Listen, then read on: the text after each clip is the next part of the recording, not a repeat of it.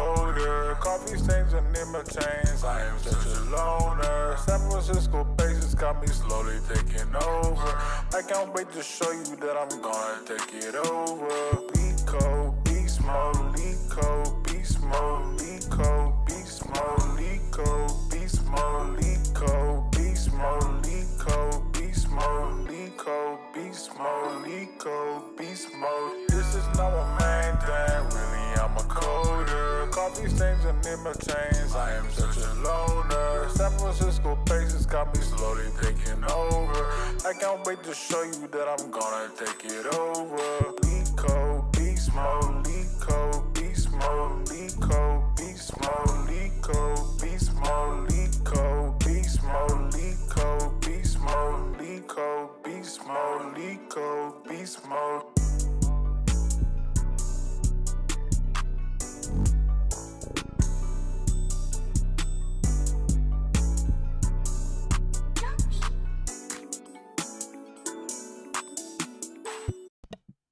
We live. This is not a main thing, really I'm a coder. What up? Yo, chat, what's good? We're gonna lock in today. We're gonna lock in on a contest. We're gonna do some practice. You're gonna see live problem solving and see how we get it done.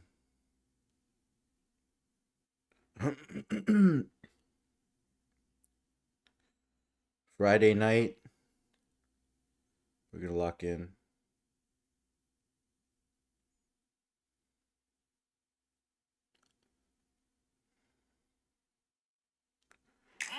Who's in the chat?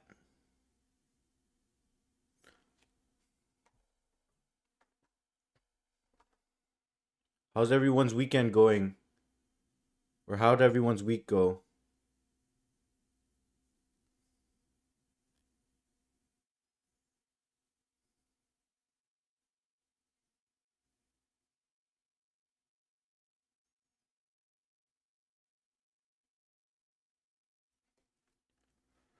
Okay, we're gonna lock in.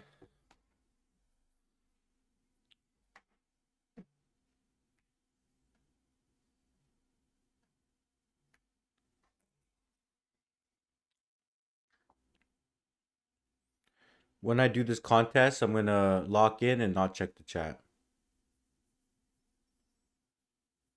That's what's happening. So y'all could talk amongst yourself, but I won't be able to look.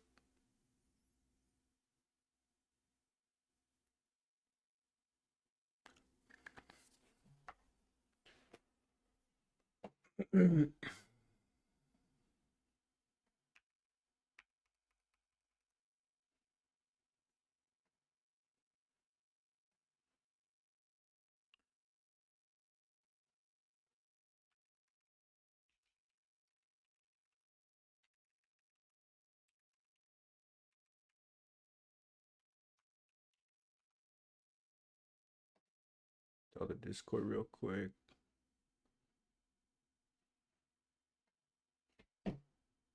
Okay, perfect.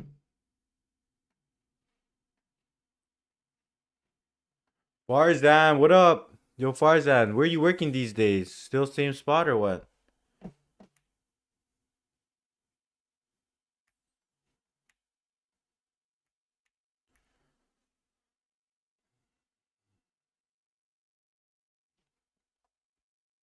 Sick. How is it compared to your last spot? When did you start? You're probably like still ramping up. Tens, what up? Today we're gonna do Codeforces studying. Yo, everybody's here. All the OGs.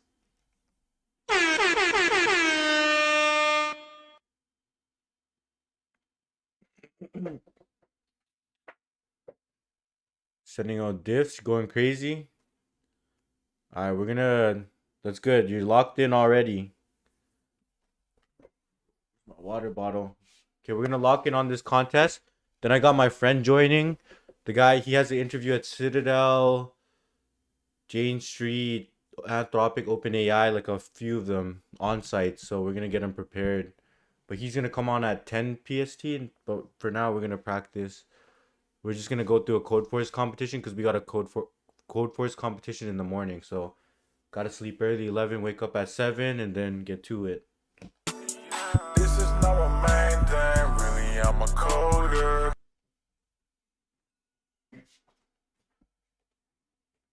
Claude on Ralph loop right now? What's that?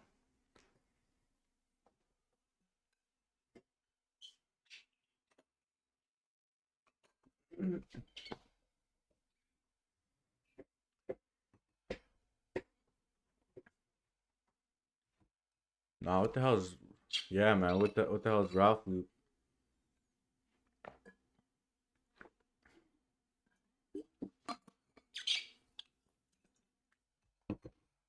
What the hell's a Ralph loop?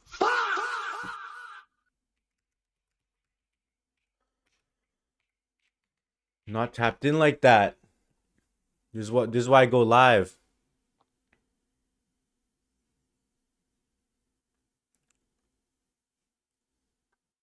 Bro, it already does that though. It already does that. I don't even need to tell it to do that. It just does that. What's the difference between that and just regular? Oh, I don't know, man. My clock doesn't stop until it's fixed. I literally tell it, keep running until you're done, until all these validations and test cases pass.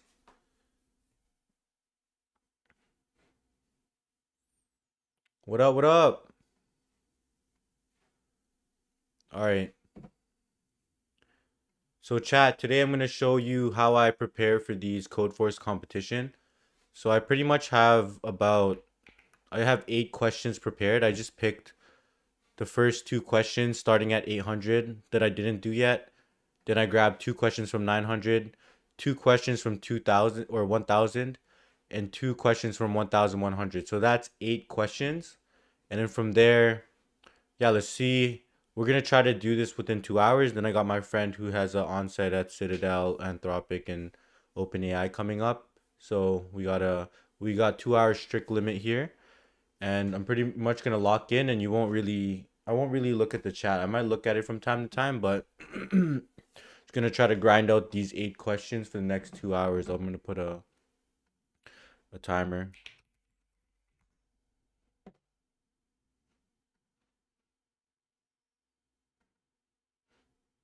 Perfect.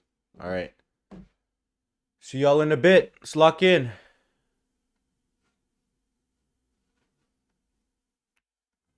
Because the guy's going to come soon. Pause. All right. This is the first question.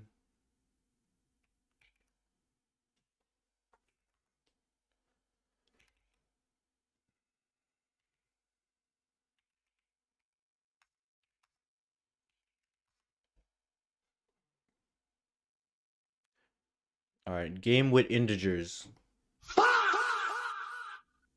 Vanya and Vova are playing a game. Players are given an integer n. On their turn, the player can add 1 to the current integer or subtract 1. The players take turns. Vanya starts. If after Vanya moves the integer, if after Vanya moves the integer is divisible by 3, then he wins. If 10 moves have passed and Vanya has not won, then Vovo wins. Okay, makes sense. Write a program that based on the integer n determines who will win if both players play optimally. Damn, it's one of these annoying ones. Both players have to play optimally. Okay. Vanya and Vova. Put the chat on the screen. Put the chat. Alright, Farzan. See you later, bro. Let me move this chat over here.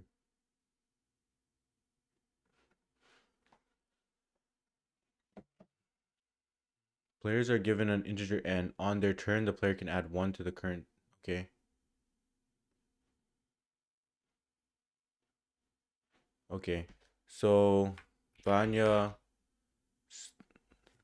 starts. If after Vanya moves the integer is divisible by 3, then he wins.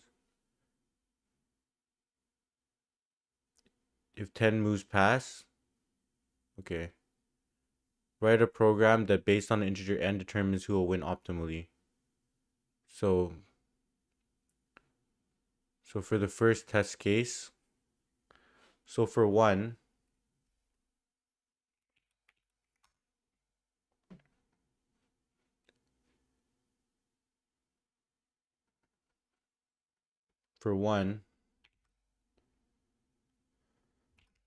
Vanya wins. For n equals 3, Volvo wins. Why?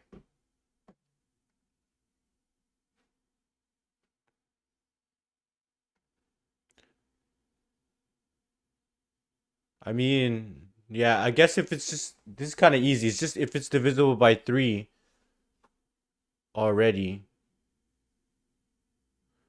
Because if I'm Vanya, then I'll just go up and down and up and down. Can add integer. But if it already starts at 3, then I lose. Or wait.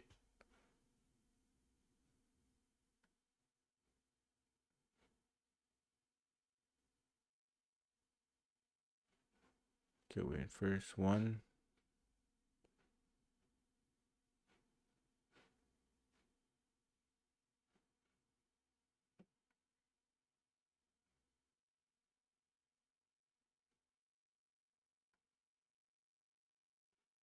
Volvo.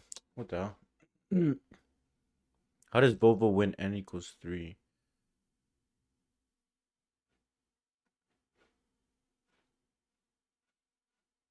Okay, let me read this again.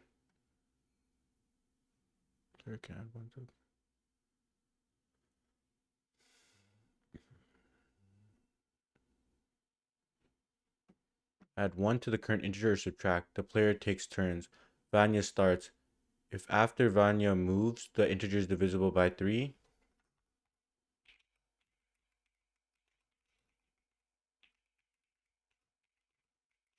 then he wins.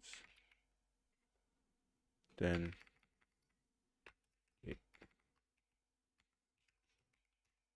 so their goal is to get to divisible by 3.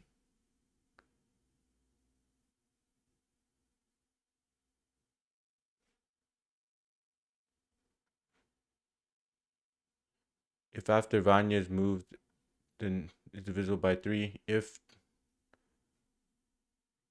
oh, okay. I guess so Vanya wins because they can just put it to 0 and win. So what's divisible by 3? 0, 3, 6, 9, right? So why is 3 not? Okay, because if it's 3, if Volvo wins, okay, Volvo wins if it's 3, if it's divisible by 3. Yeah. Volvo wins if it's divisible by 3. Because if it's divisible by 3, then Vanya has to win and it's not divisible anymore.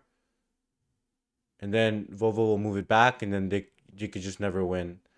So what we'll do is here is test cases.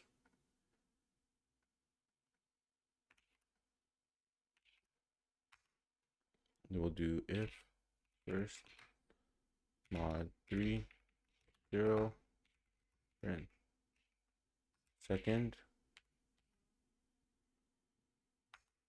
else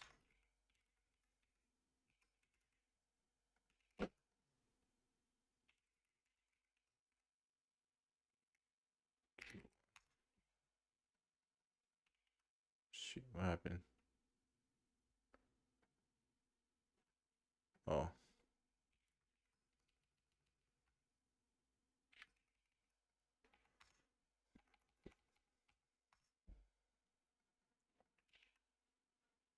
first second first first second first.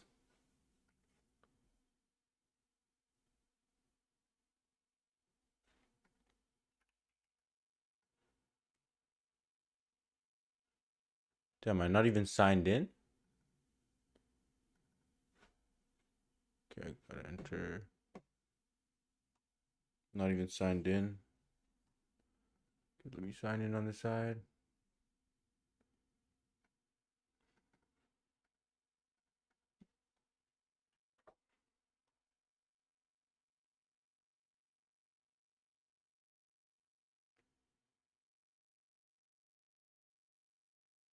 Need to sign in real quick.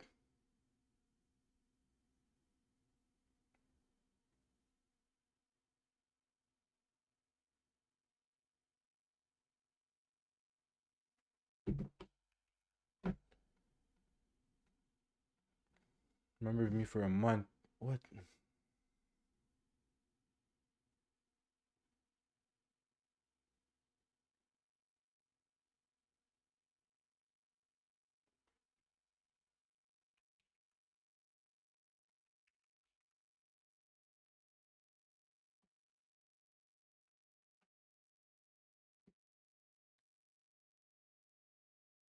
All right, perfect.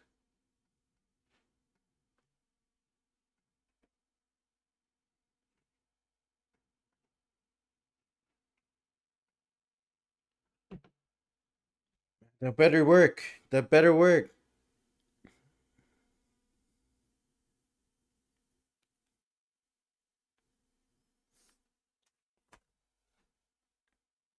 Check the chat real quick while that's running. Yo, what up? What up?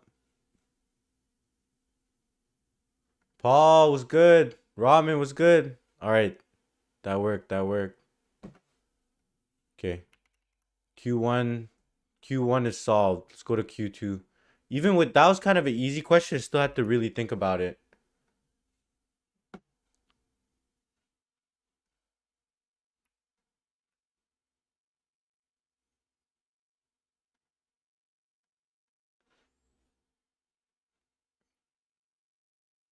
Wait, I just solved this.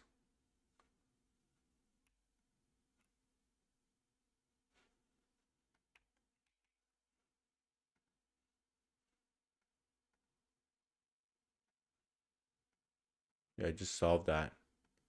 Okay, let me look for.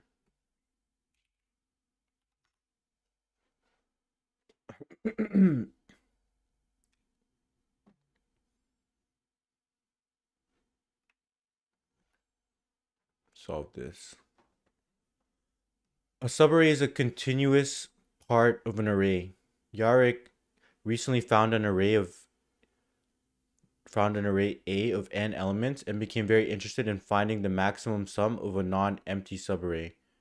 However, Yarrick doesn't like consecutive integers with the same parity, so the subarray he chooses must have alternating parities for adjacent elements. For example, 1, 2, 3 is acceptable, but not 1, 2, 4 is not, as 2 and 4 are both even and adjacent. What the hell?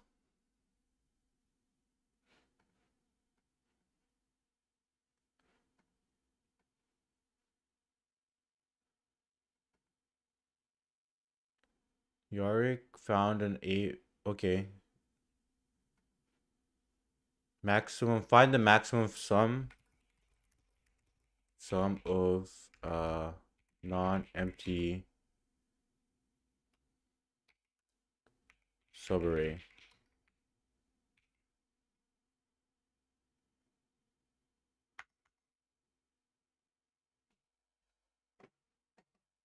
Is it just the largest number in each?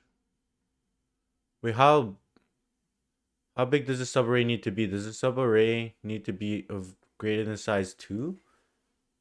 Oh no, because it needs to be alternating. Yeah, so it needs to be.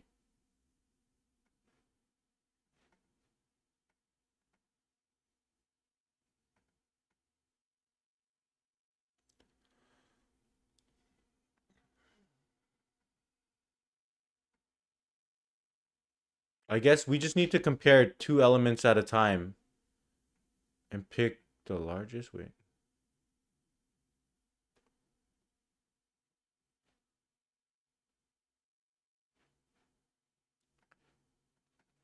The first line, second line. Okay, let's just look at an example. 5. Oh, the maximum sum. Okay.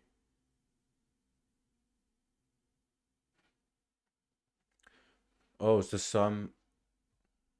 Okay. Find subarrays that alternate. You just do exactly what it says. The alternate, count, the sum.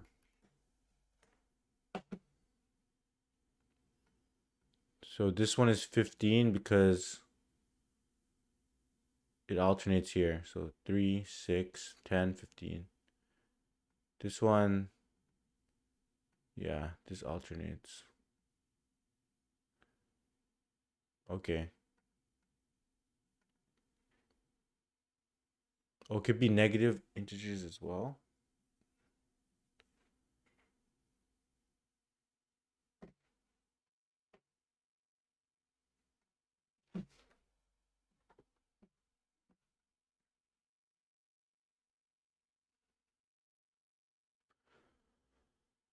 It gets kind of weird with negatives. So with 3, let's look at this test case.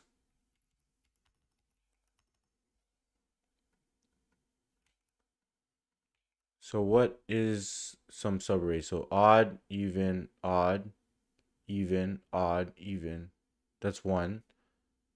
But within that, what is this? -4, 3, -1, 1. You get 3. If you take this whole thing,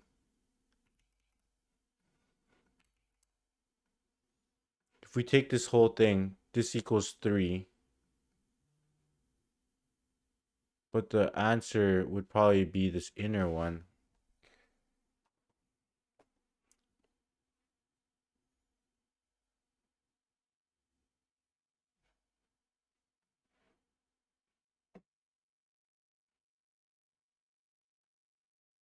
No, we can just n squared this, the first line. Yeah, can we n squared a 10 to the 5 algo?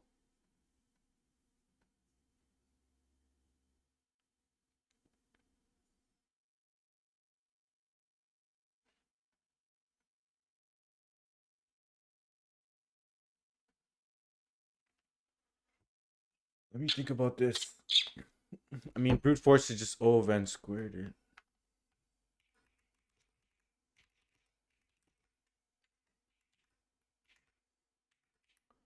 But then we can do like O of n squared, do that for 10 to the power of 5.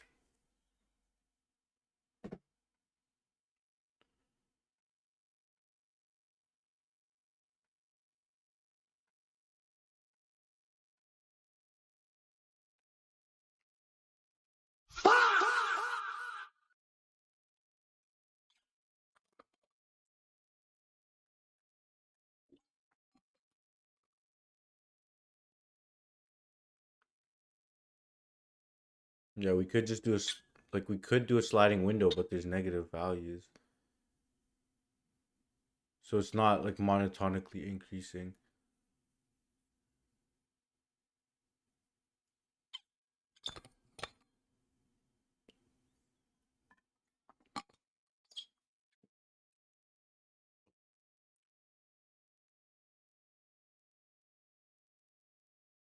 Man, let's just brute force this thing.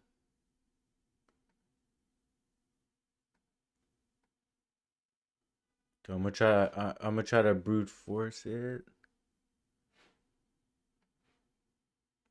Yeah, I'm gonna try to brute force it.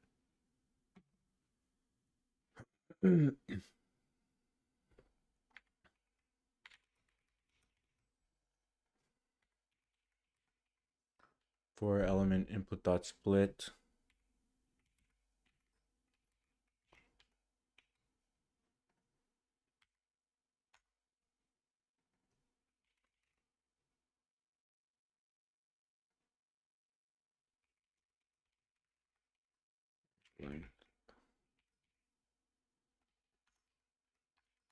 For j in range length or I plus 1 length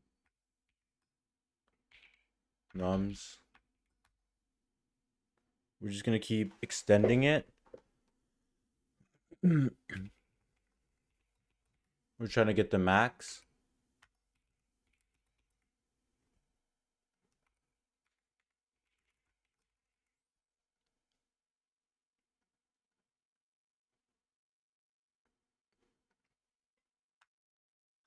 We'll say current sum equals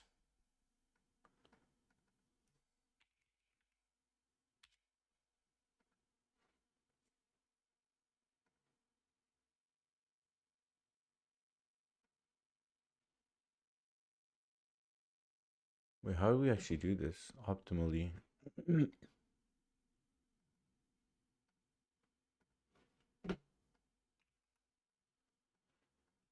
So this should be the result of this should actually be 8.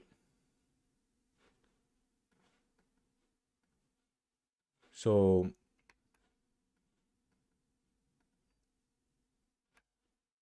if we start here, we say this odd, this even, 3, this odd,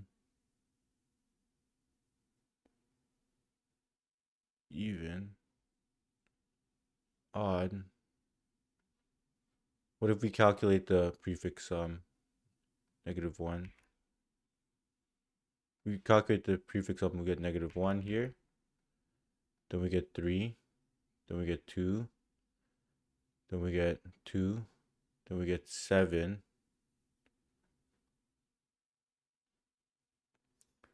-1, 3, 2, which 2, 7. And then we get 3 here. What's the optimal? The optimal is like 7 minus 1, minus -1 here.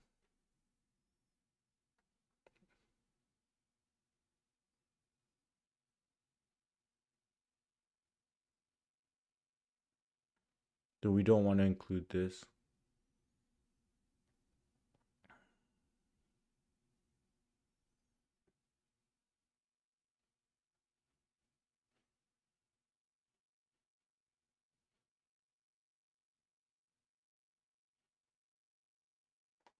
Well, I guess we just need to subtract the minimum we saw here.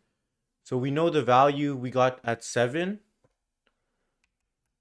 And we just need to... So we know we're at 7. We just need to subtract the minimum that we seen to the left.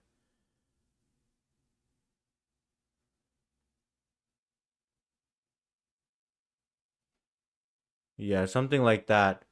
So we're kind of...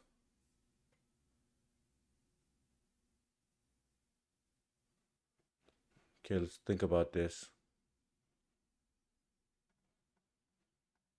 Oh, shit.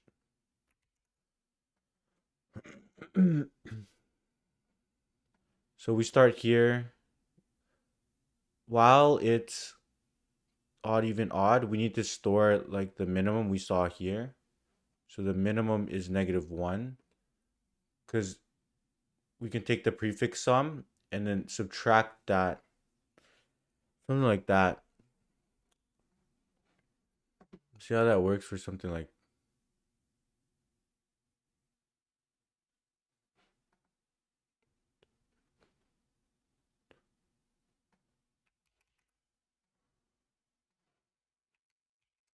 Let's see for something like this.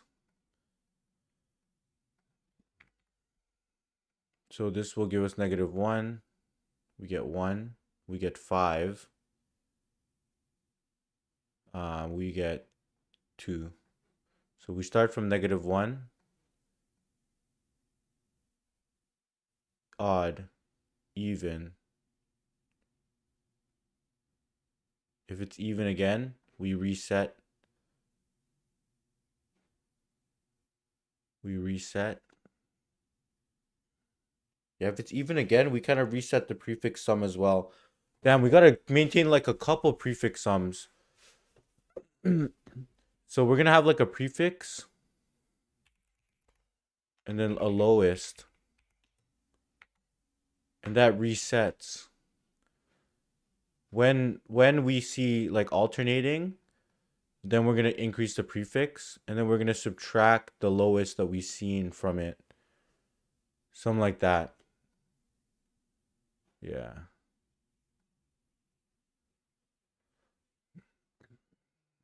Chat, what do you think about that approach? Let me see. Is it actually that?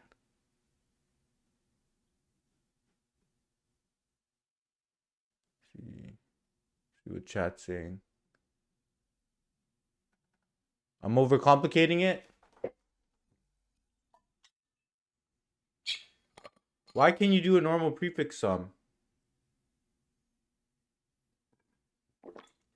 There's negative values. I don't think you can.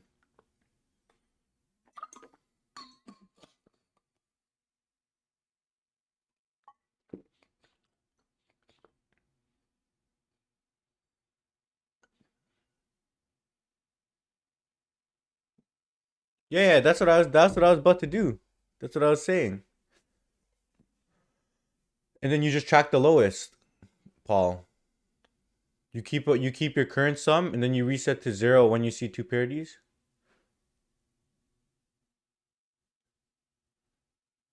Yeah, you don't need a prefix array, but you just need to maintain like one number, and then you add to it. When you see two in the same, you reset it. But then you also keep track of the lowest. You start the lowest at 0, and then it goes lower from that. And then you keep. Yeah, yeah. I was just like listing this out. Bro, that was hard for an 800 ELO question. Okay, let me try to solve it. Let me try. I was about to brute force it, but nah.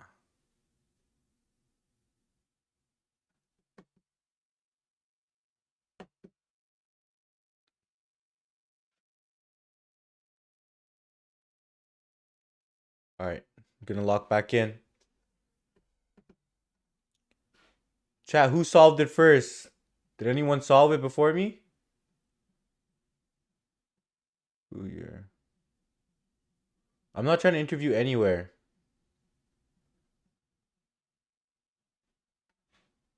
All right, okay, let's handle this question. I'm living good out at my current company.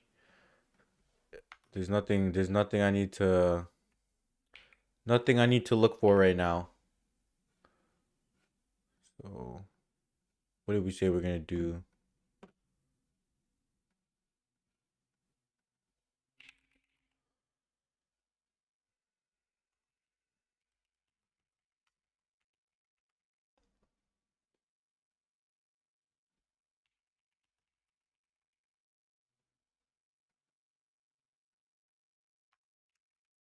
Parity equals true.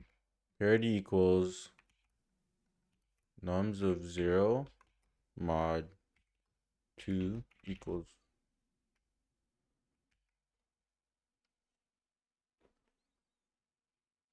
mod 2.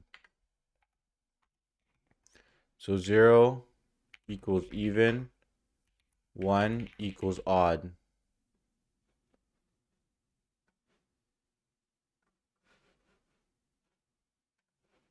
What's the size of this array? It's going to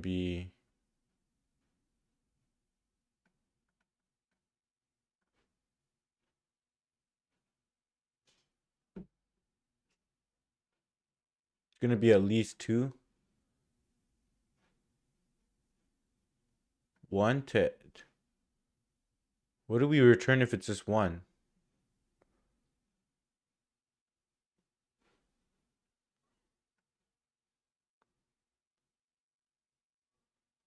1? Whatever.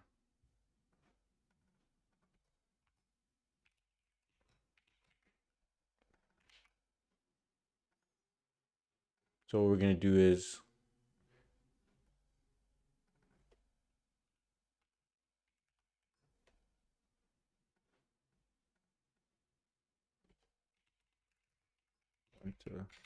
length of nums. What we're going to do is... if current num equals nums at I, if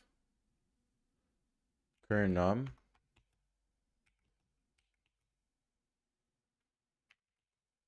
It's the same parity. We have to do one thing, else another. What we're gonna do is we're gonna reset prefix equals 0 and lowest equals 0.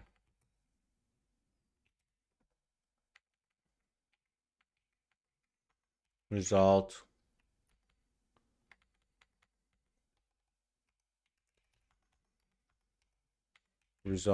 equals max of result, and I don't know, maybe prefix minus the lowest.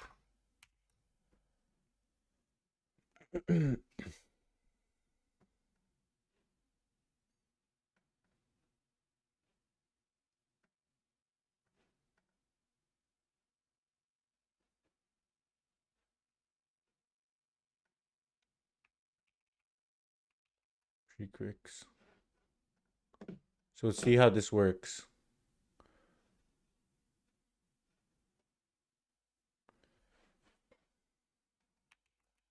We start the prefix here, we have lowest, and then we have result. Prefix will start at -1.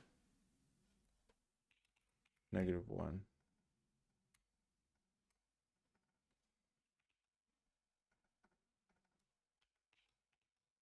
So prefix starts at -1, the lowest we've seen.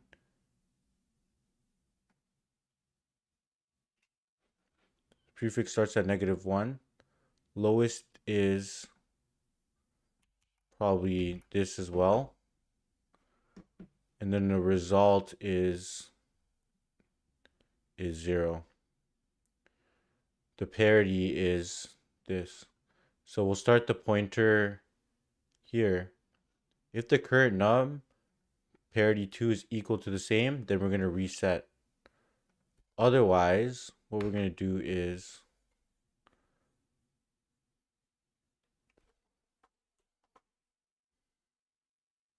can we even subtract the -1 off of it?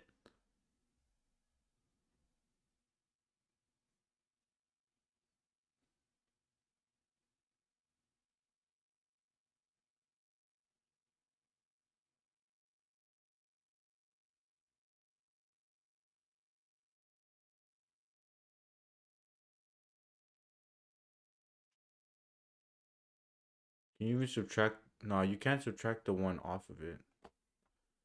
Shit, this is way harder than I was thinking. Always.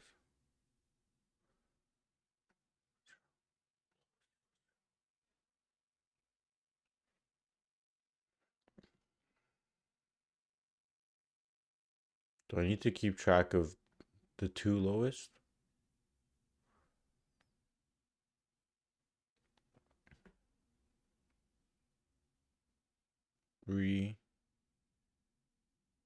So I'm saying, what's the lowest I can get here?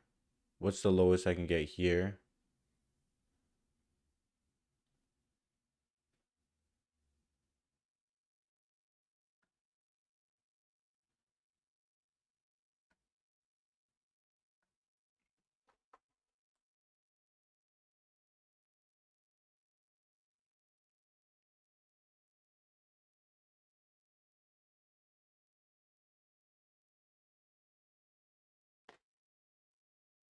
Okay, because we keep track of our lowest. And the reason why we keep track of our lowest and we start here, the reason why we keep track of our lowest is so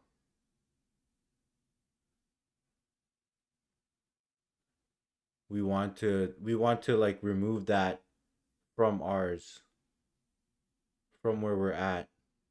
But we need to keep track of the lowest. The lowest can't be right beside us. So we kind of have to keep track of 2 lowest, I think. Keep track of 2 lowest.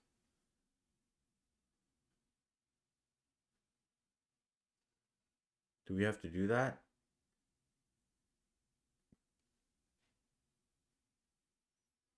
Yeah, we might have to keep track of two lowest.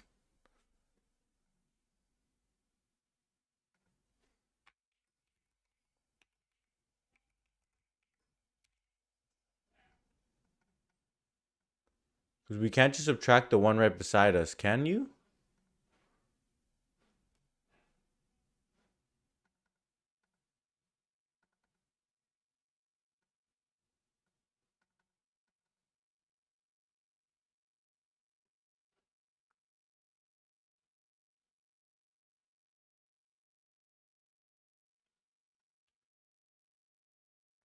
Yeah, I think you just can. Yeah, it doesn't matter. It doesn't need you don't need the two lowest. What am I saying? Because 101, 99, 101.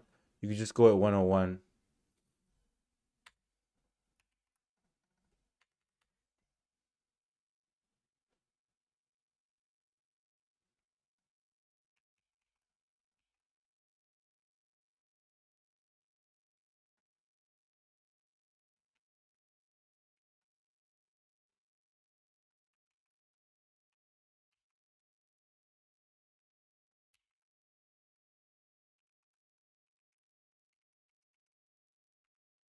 Prefix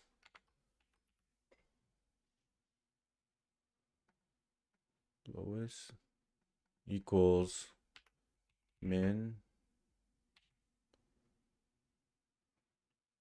of lowest,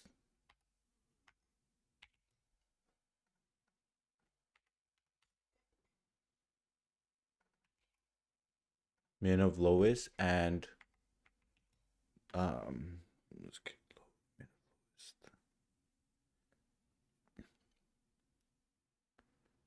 And the prefix.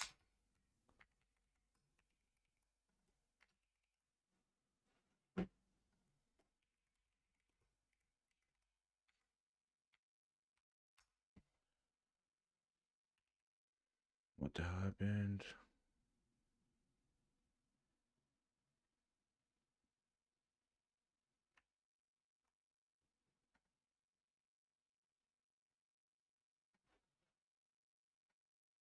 Command not found, -10. Wait for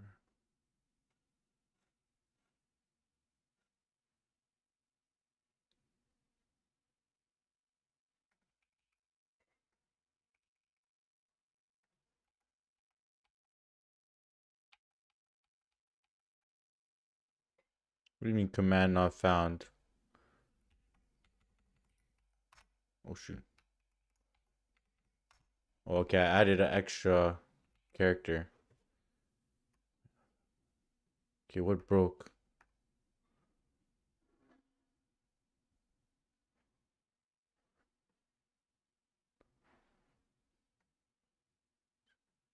One, two, three, four.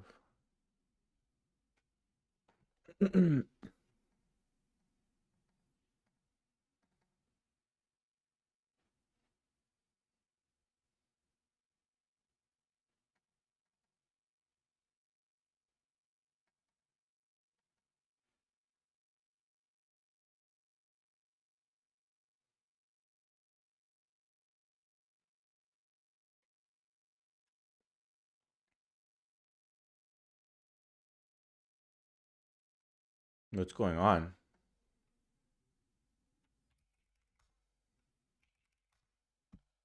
Let's go like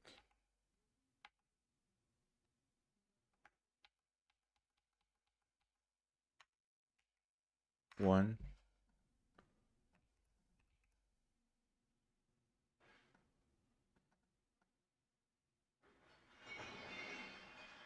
What?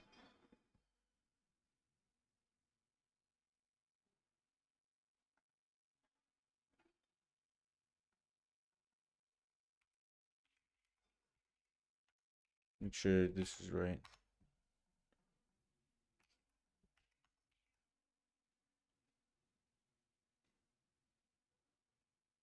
Print 5.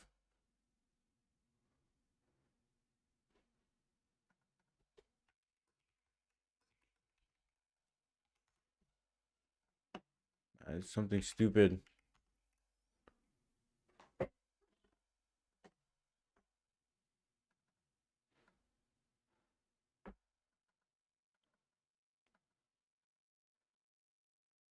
Oh.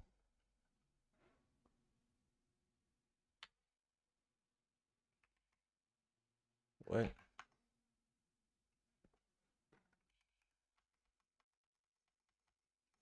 Okay, wait. What the hell? This is just like print out.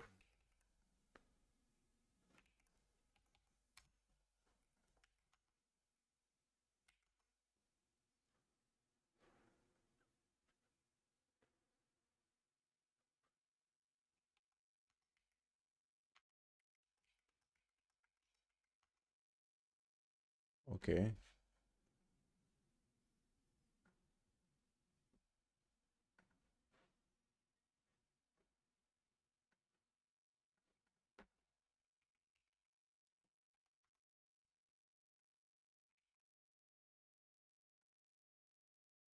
Oh, I'm so dim.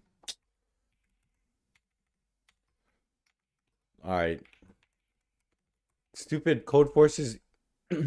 Codeforces input. It asks for. See, this is why you gotta get the cobwebs off.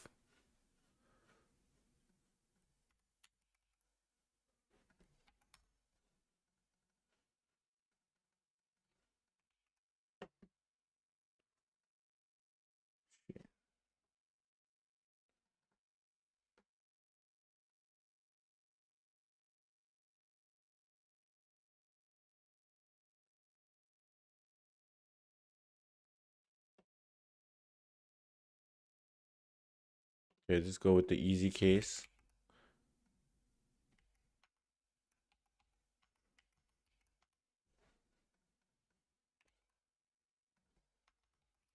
This should just literally add them up. Oh, I'm not changing the parity.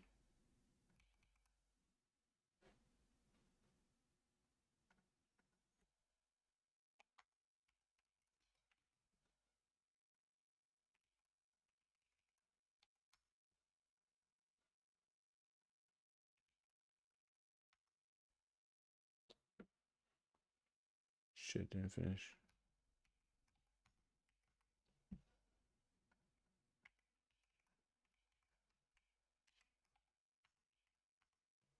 $14.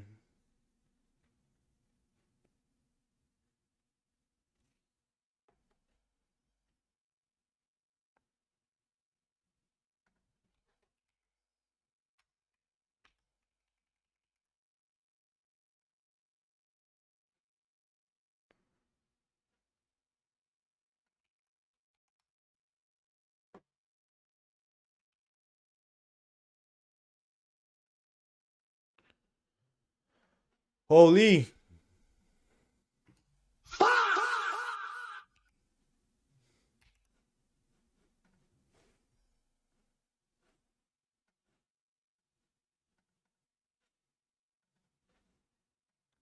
Holy. I got cooked. Yo, Alpha, what up? Yeah, I'm gonna be in tomorrow's Div 4 competition. Yo, this better have worked. Oh,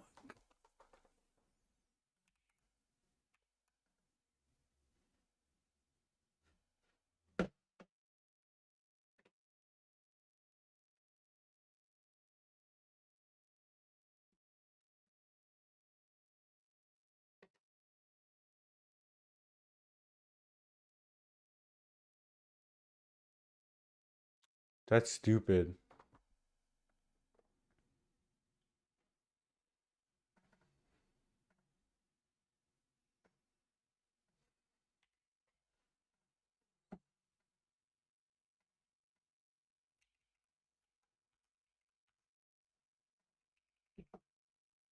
I didn't know Codeforces does this like stupid edge case like that.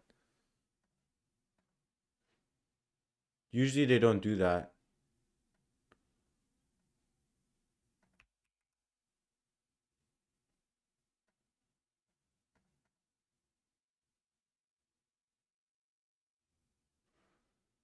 Please, please.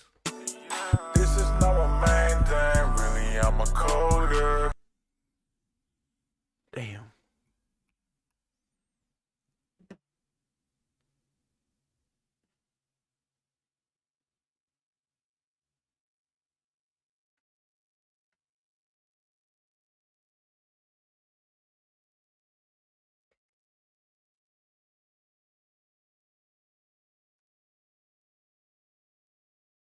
What?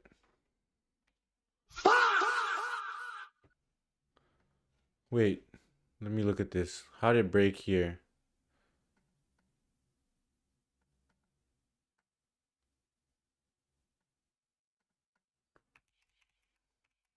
Oh, okay.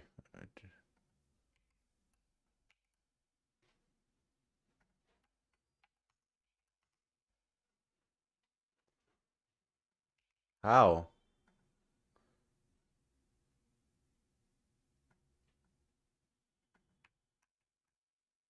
Answer is -1. Why is answer -1 there? Alpha, this is the question. I'll send you the question I'm working on. Let's see. How is -1 there? Answer is -1. What?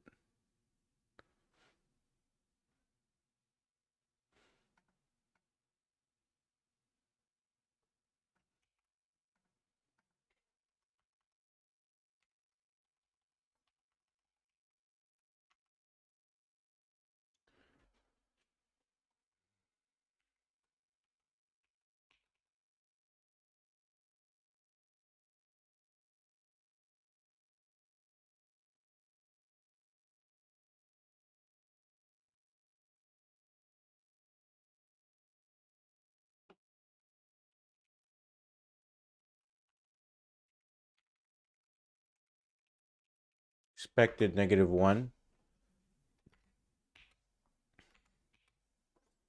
So our -1. My result is actually -1. Then I start here.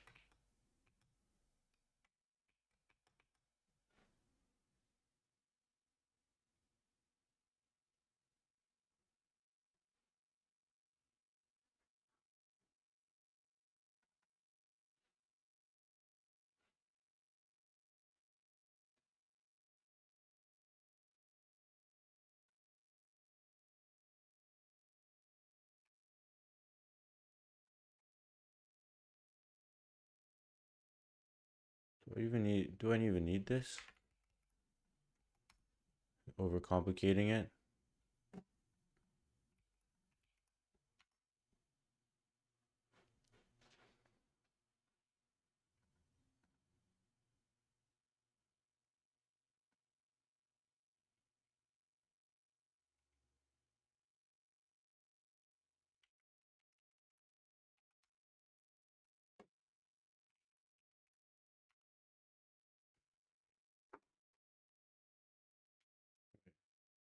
Because you only need you can have one at a time. So we start with -1.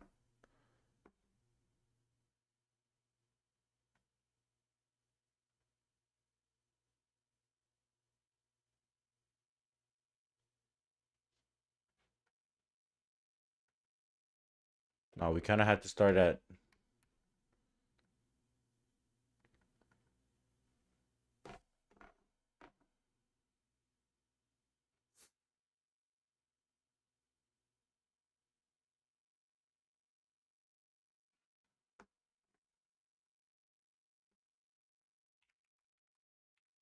No, I don't code in Java. Okay, I think we just need to take a max there. What the hell?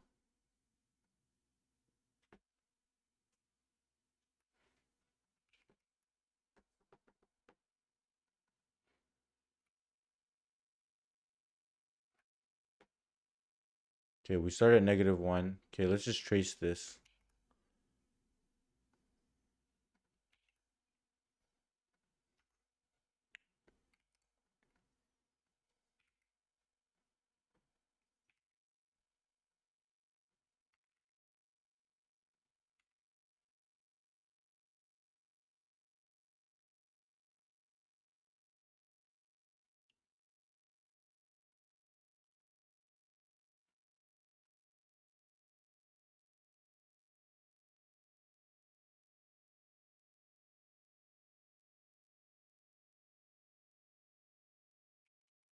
Result equals.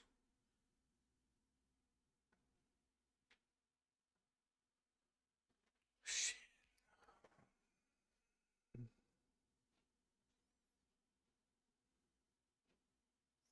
If the prefix equals -1, what are we gonna do?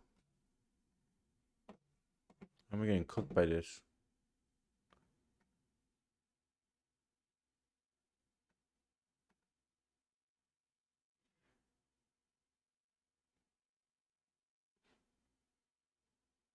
Okay, let's remove this edge case and just put 2. If it's not equal to the same parity,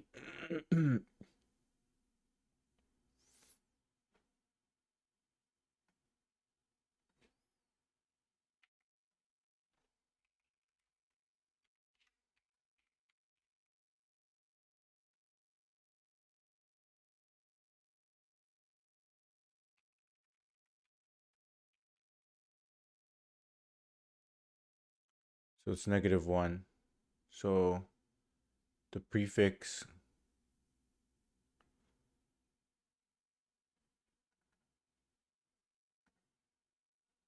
becomes -1. The lowest becomes -1.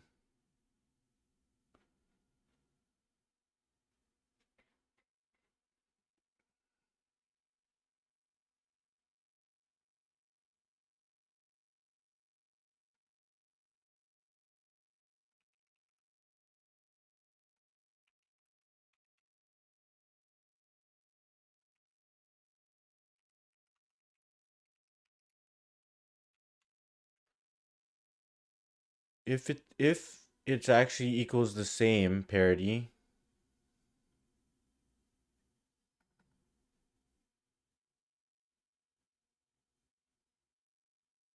we reset the prefix equals and the lowest.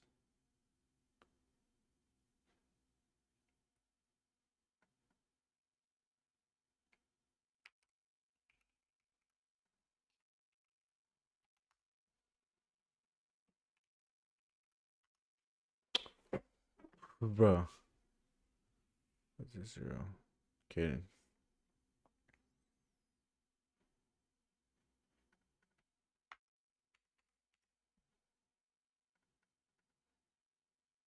Okay, now let's just walk through.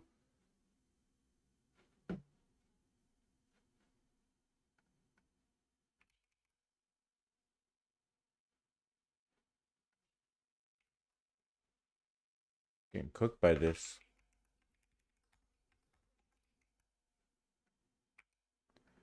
So we start off with prefix equals to 0. We start with the lowest equals infinity. Result equals -infinity because we're trying to maximize the result. We start at -1 in parity equals 2. Just so we match it. If the current num has the same parity, we reset. It doesn't, so we do prefix becomes -1, and the lowest equals min. This should equal -1.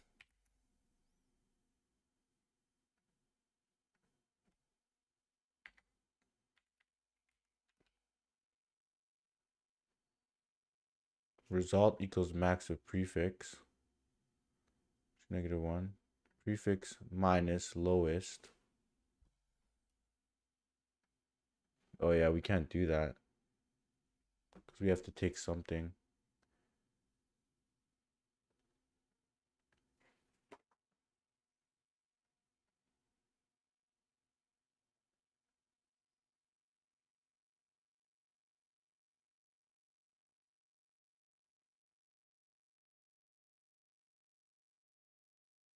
We can't just do prefix minus lowest. So if we just reset, then we just do this.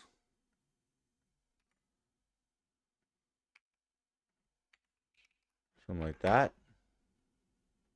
What the fuck?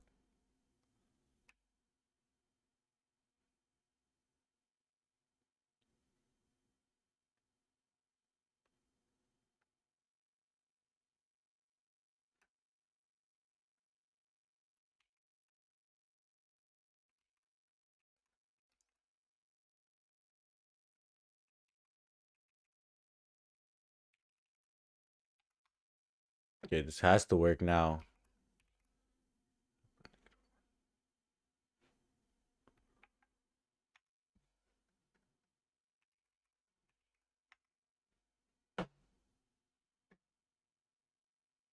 Finally, I'm about to crash out.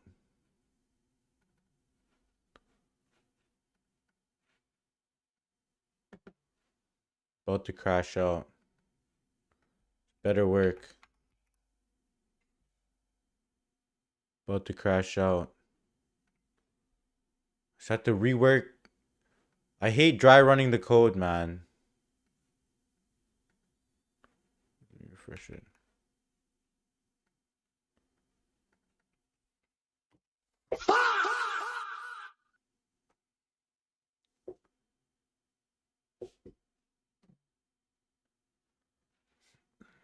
No way.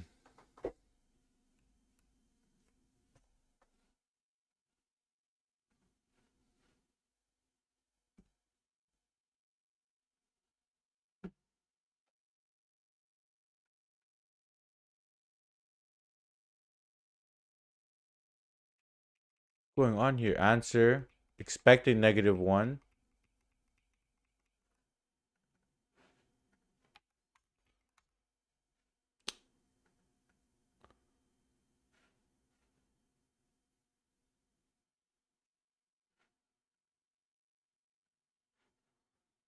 Going on here now.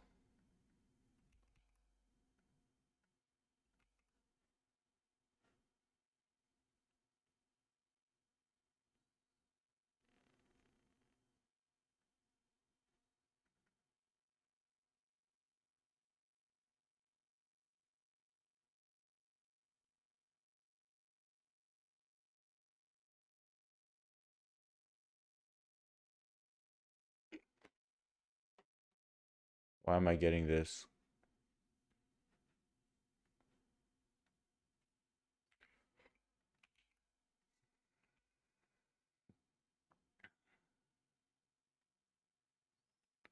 So we'll take the first number. That's going to be have a parity of 0. Current number equals -2. Lowest equals -2. Prefix result. Okay. Now we go to -1.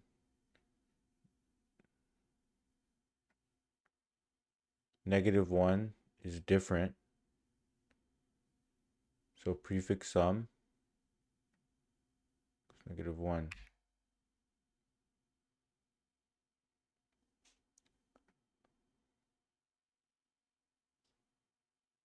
The lowest we saw was -2.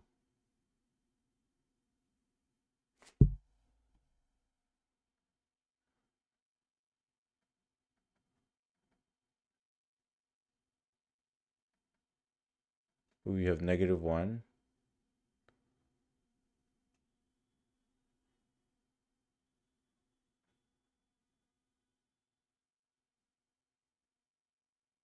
Wait. -1 plus equal.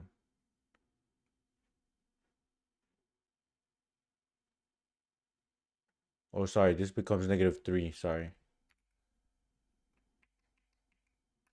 For -2, we go here. This becomes -3. The lowest becomes -3. Prefix. Maybe we just keep track of the lowest after.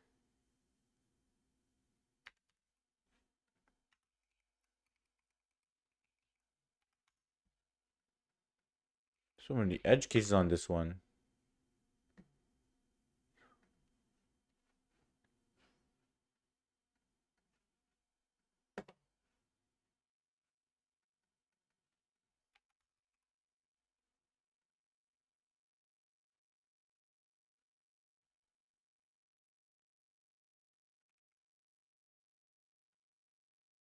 This is about to be If I get this, I'm gonna be so happy. Let's go.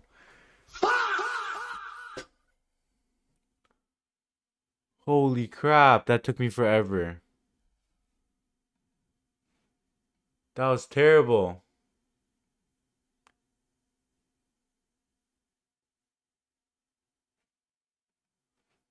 Why you saw how let me check, Paul. You solved it in like 2 lines?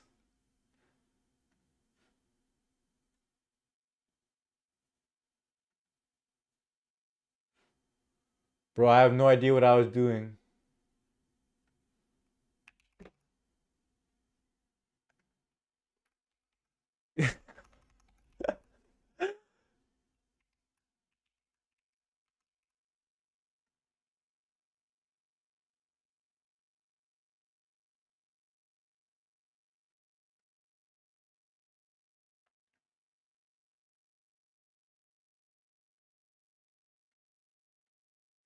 Wait, what's going on? No, I don't know if it's been a while since I did Cadane. What is this? Yo, Sean, what up? What up?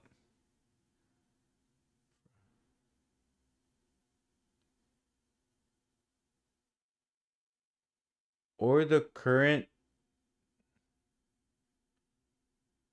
Why would you set current is less than 0? I don't get this part.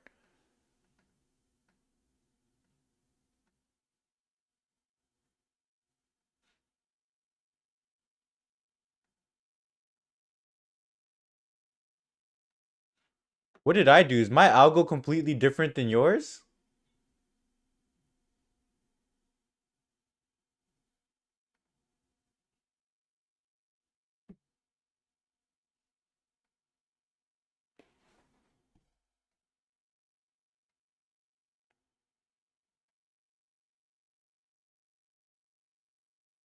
Bro, like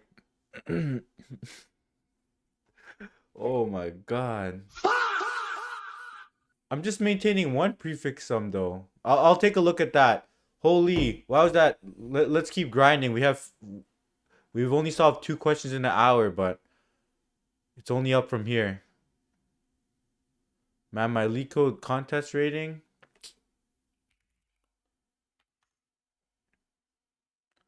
What contest? I'm just like, let's see. My contest rating 1794.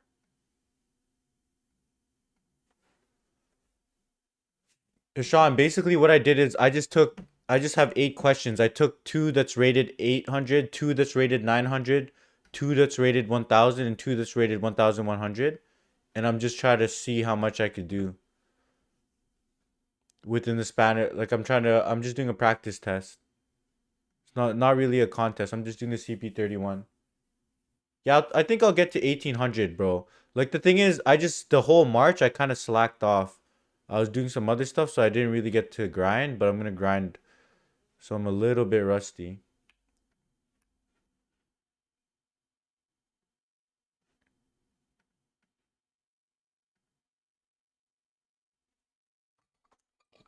Yo, what up? What up? Okay, I'm gonna study Paul's code after. Study this code after. Learn Cadenes. How did I get cooked on that easy ass question?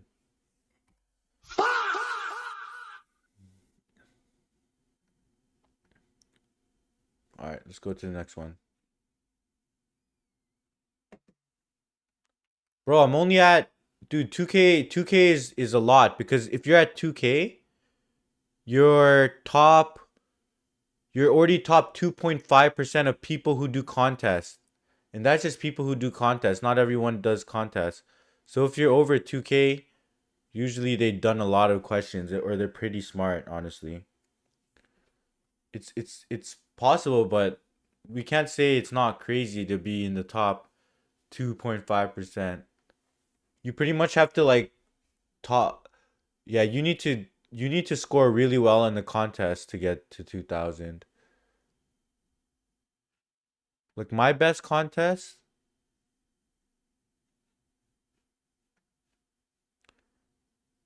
like 1740. I think for these, I wasn't even. Yeah, you pretty much have to get to 2000. You pretty much have to AK every single time, and then like get pretty far, and then like solve it pretty fast. So it's pretty crazy to be over 2000 alpha.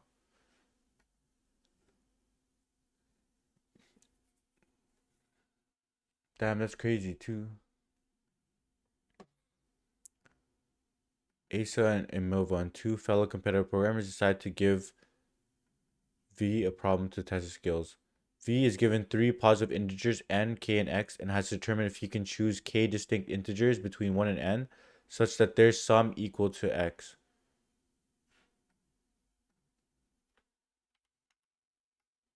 I'm gonna lock back in.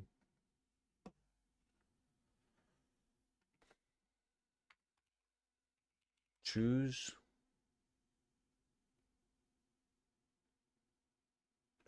k distinct.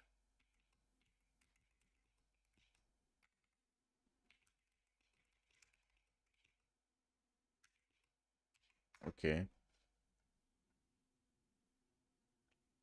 Since is now in the weirdest city in Serbia, where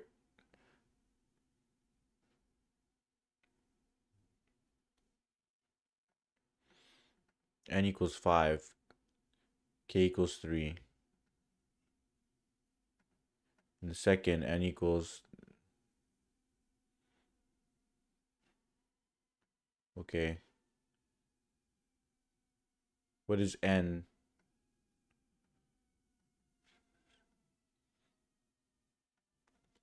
N equals choose between 1 to n.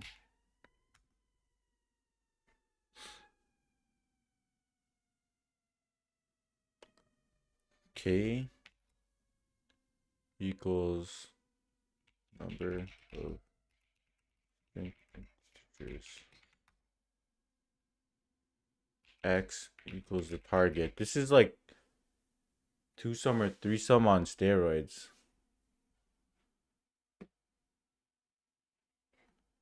Yeah, I'll link the problem. This is this problem.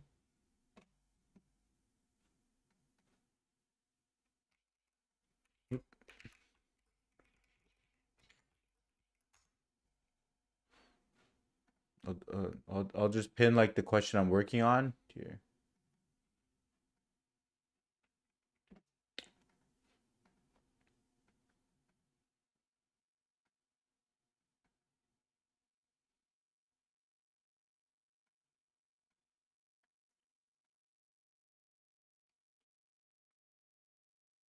Such that their sum is equal to.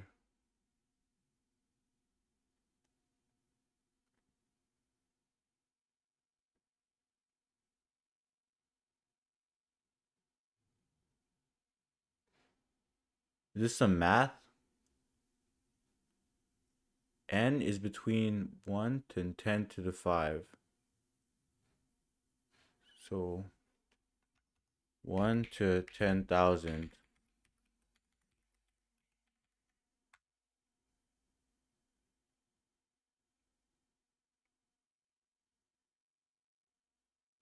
K is like between 1 and n.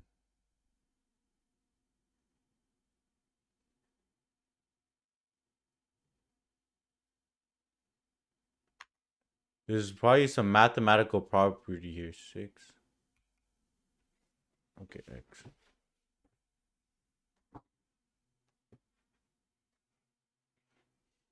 1.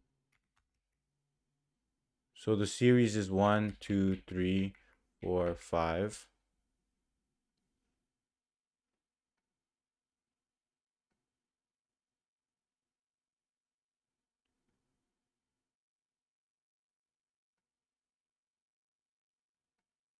Man, it's some math.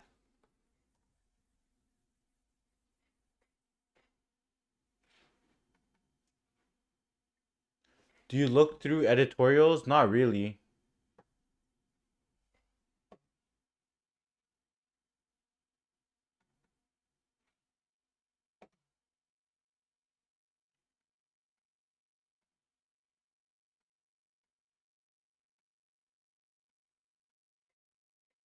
So suppose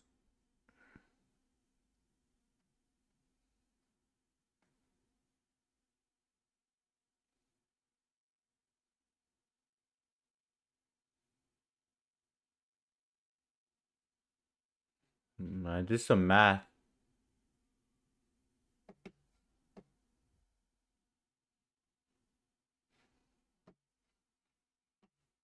See if there's some mathematical property. Why can't we get this one? Can we make any number? 9, 10. I guess we can make any number.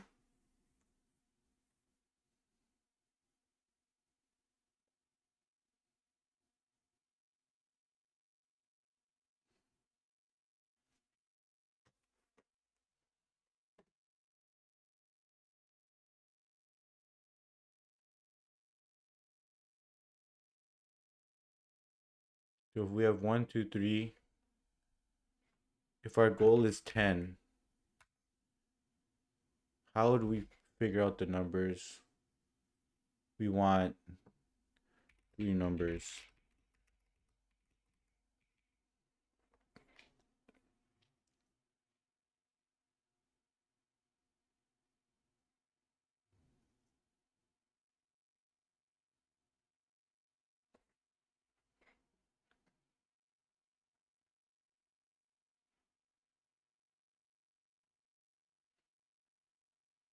If it's 2,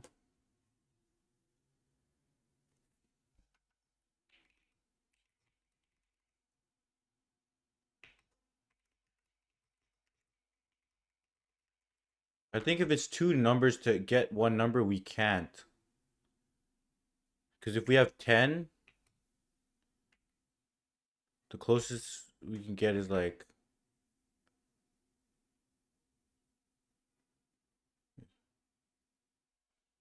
wait.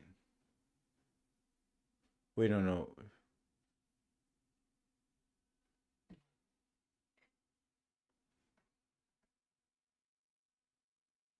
So if we have 2, so let's just say we have 10. So we have numbers 1 to 10. Choose between 1 to 10. So we have like 1, 2, 3, 4, 5, 6, 7, 8, 9, 10.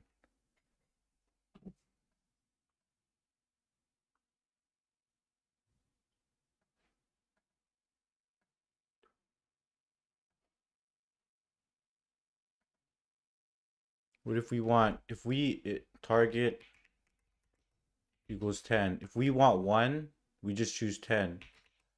If we want 2, we just pick 8 and 2.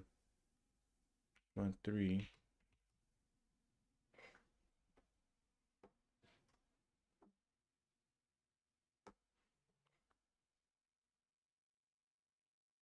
Yeah, we can pretty much pick any number.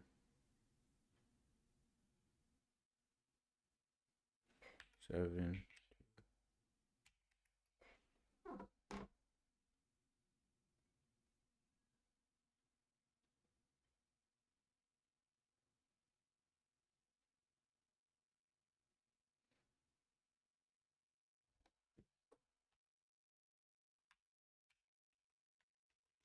When can we not get it for? 6, 3, 1.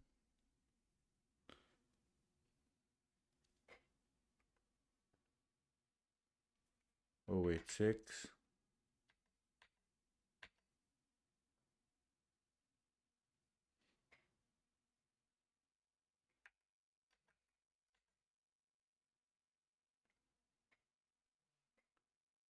6. 1, 2, 3, 5. No, 1, 2, 3, 4.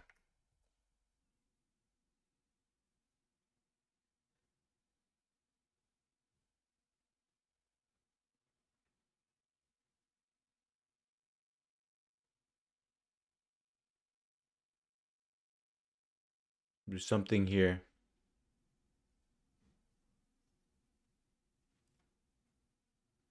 There's something here. Do we want 5? No, we can't really do.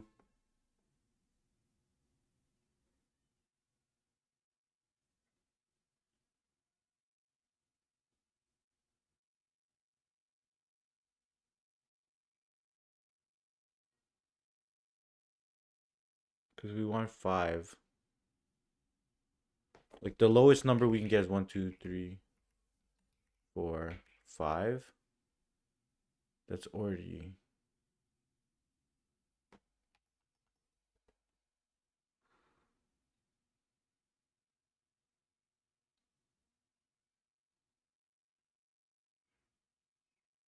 Okay, if the target is less than the series or something like that. Otherwise, we can always get it.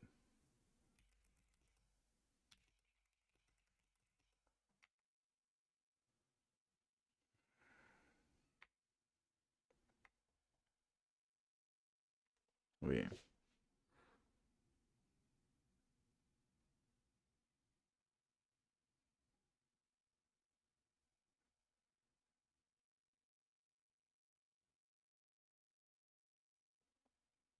So what we're gonna do is we're gonna calculate the minimum we can get. The min we can get is like literally k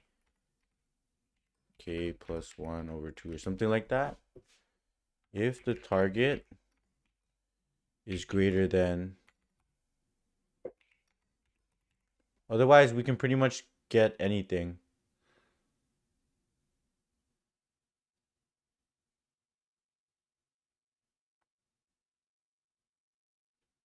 Yeah, something like that. Something like that.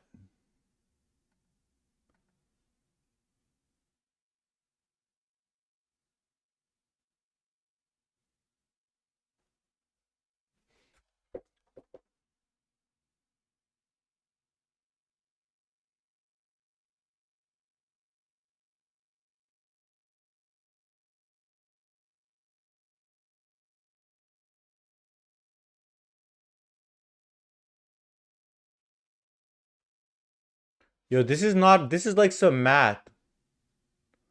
Yeah, this is some math, man. I feel like we can just hit any number if the minimum.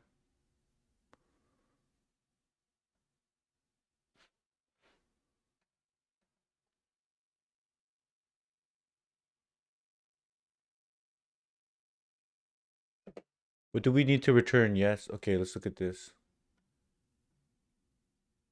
Why is this no?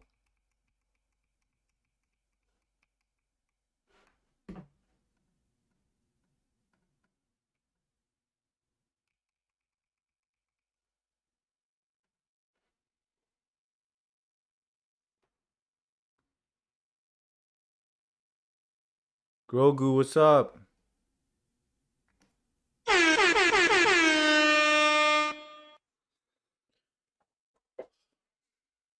Need some water.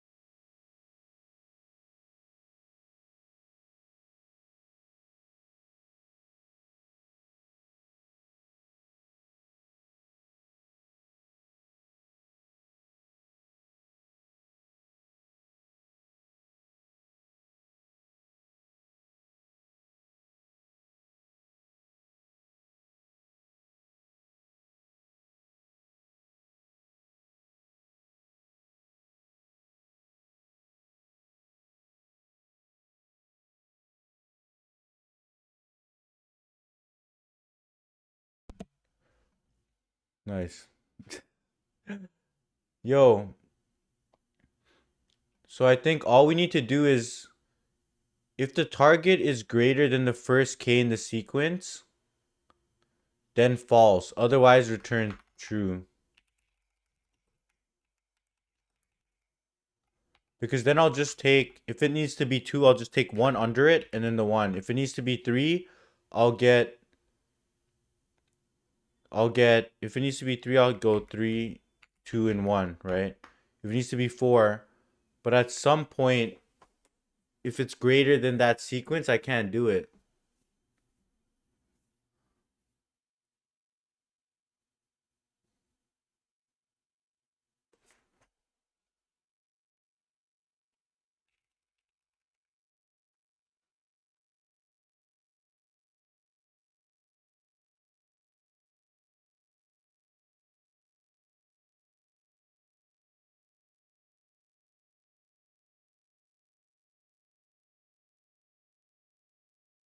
But what about 6? What if I want 4?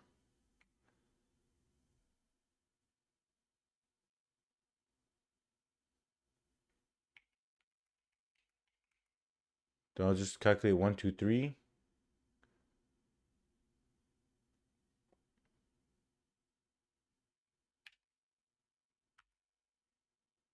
Wait, why does this go down? Chat, does that make sense or no?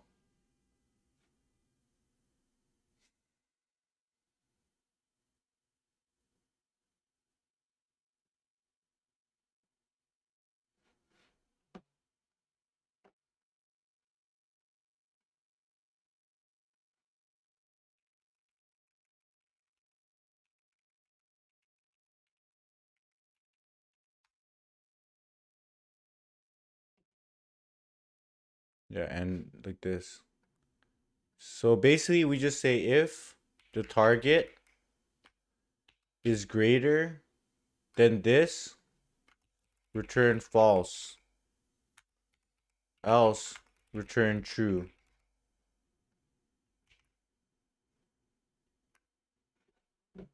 Something like that. Wait, what is these? Oh, okay.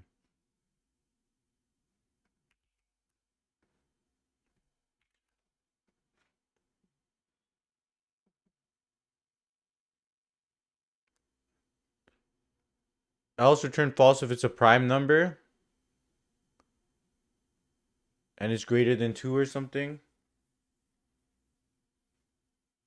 Wait.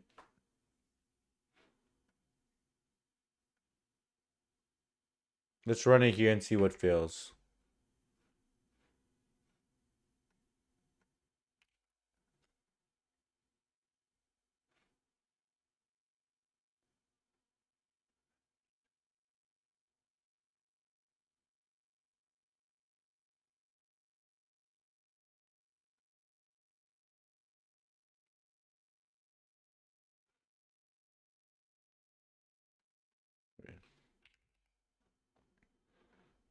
So you're saying what happens if n equals 10, k equals 3, target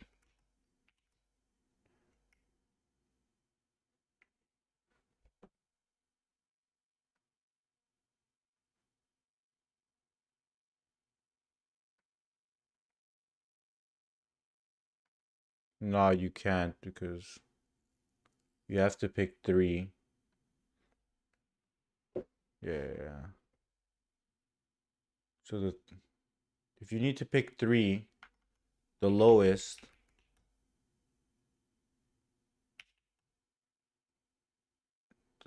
the lowest could be 1, 2.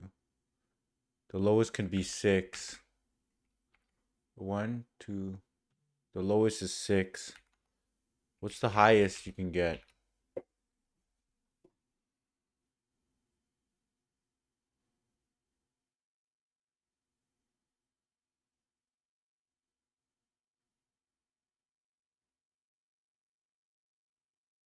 The highest you can get is the last 3, 10, 9, and 8. 27.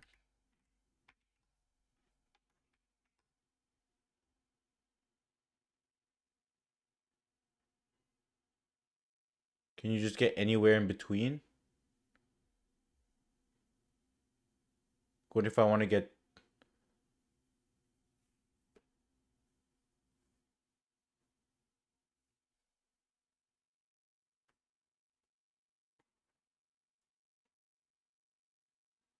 Can I just get any number in between? Yo, Alpha, is it like we just need to do 2 checks? Is it...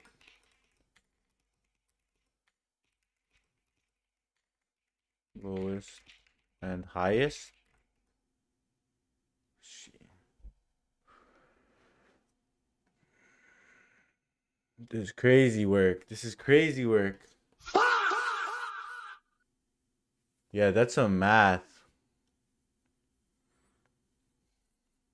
This is fun though. I can't lie. RSX.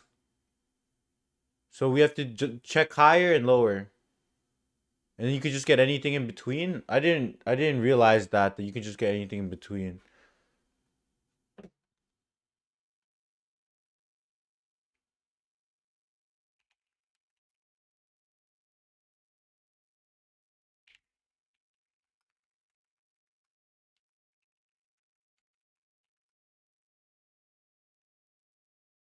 Dot split.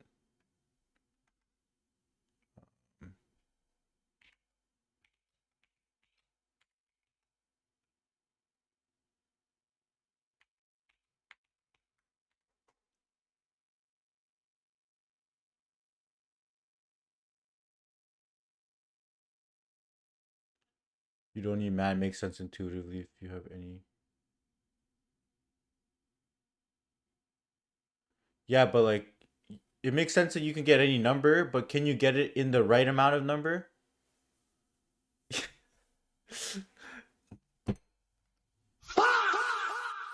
Sigma.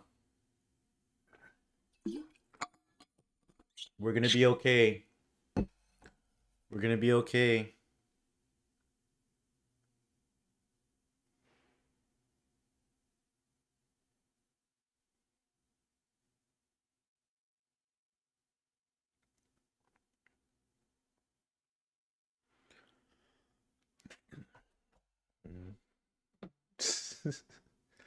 Yo, Alpha. So what's the... How does this work? So how do we know that if we have... if it falls within that range, we can hit it with the 3?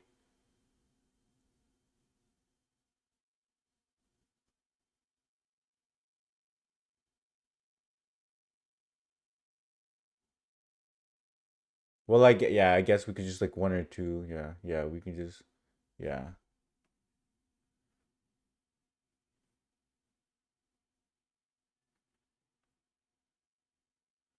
You can pick 2 numbers. If it's 2, then you just pick one under it and okay.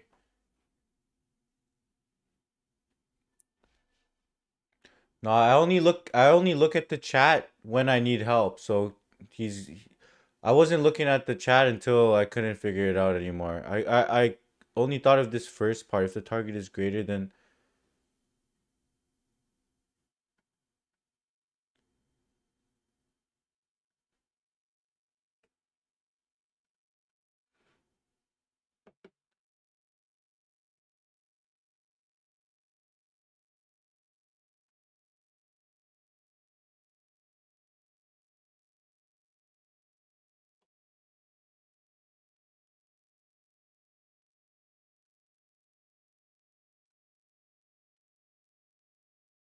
The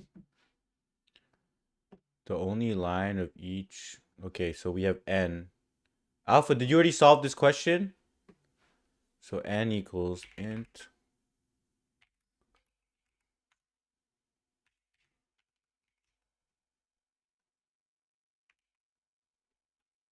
Nice.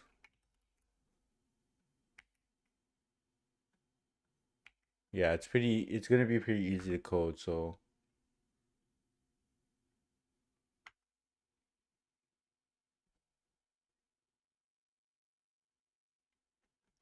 lowest equals...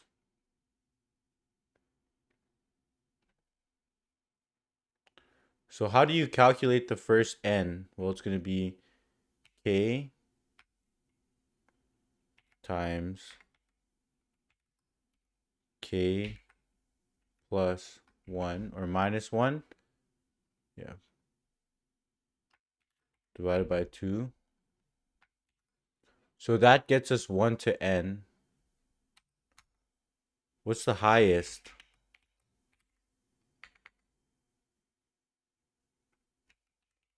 I'm just going to go like this.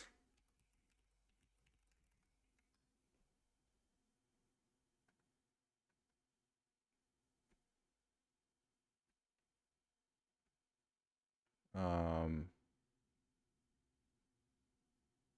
n. We're going to go to n.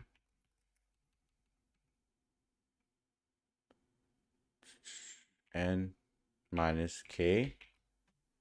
So if I'm at 10, and I want to get 3, then I start at 7, or I need to start 8, 9, 10.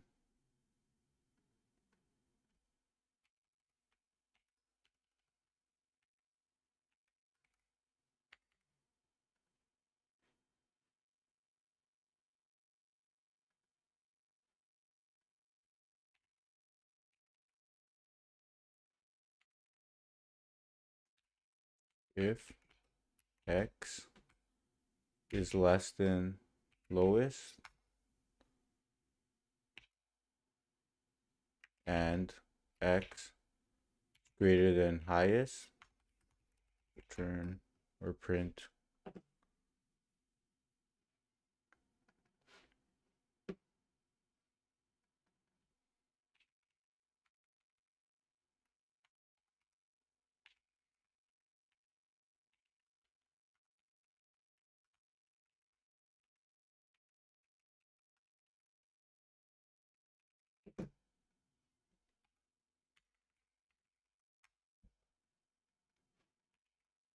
shit.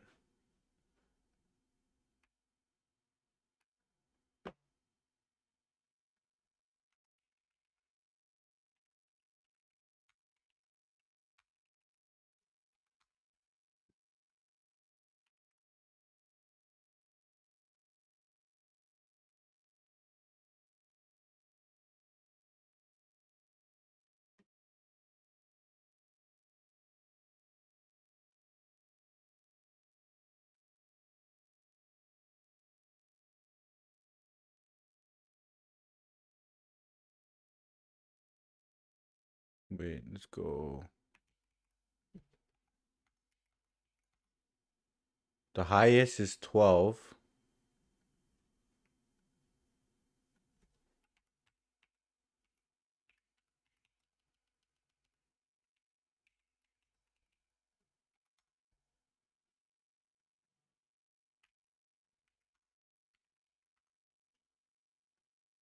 That's a lie. This makes sense. But 12, it should equal 10 plus 9.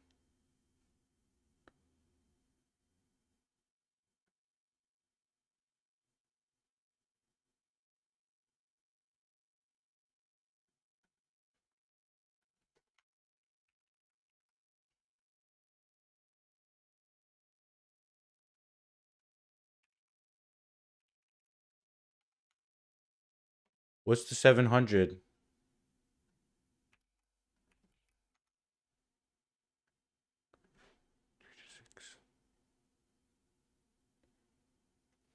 Wait, you start.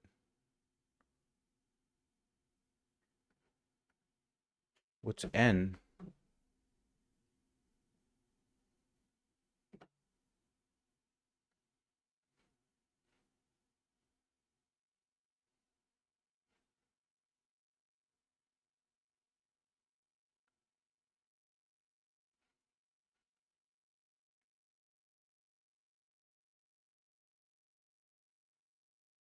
Okay, 5, 4. Okay, that makes sense.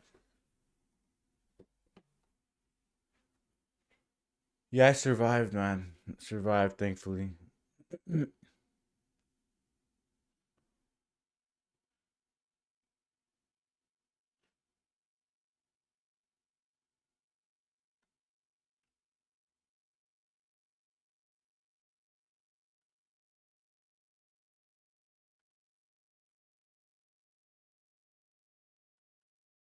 Oh, shit. So dumb.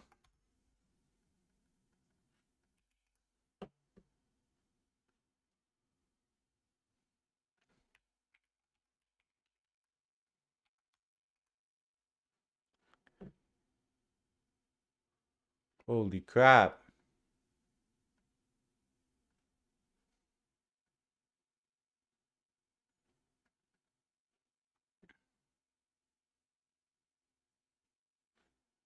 Do I do MMA? Nah. I did Taekwondo and stuff. A little bit of boxing. Time limit exceeded? Why? Why would time limit exceed?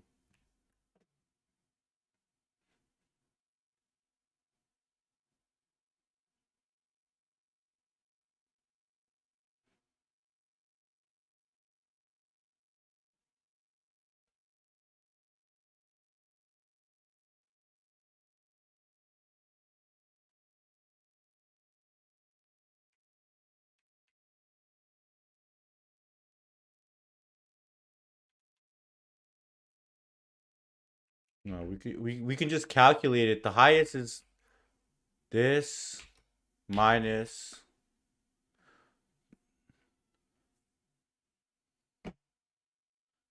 we can do n minus the sequence up into like n minus k or something like that. So we gotta do another piece of math.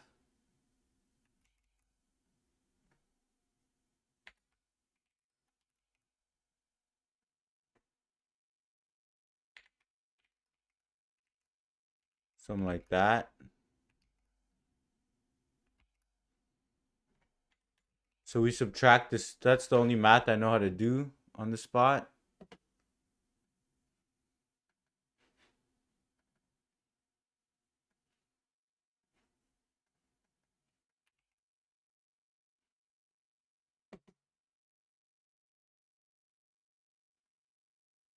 Damn, I'm proud of myself for pulling that out of nowhere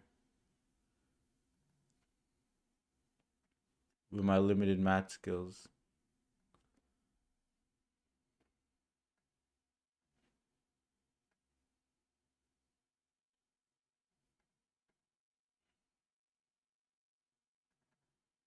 Soon I'm just gonna start spamming like actual code and actual projects once I get to good enough rating.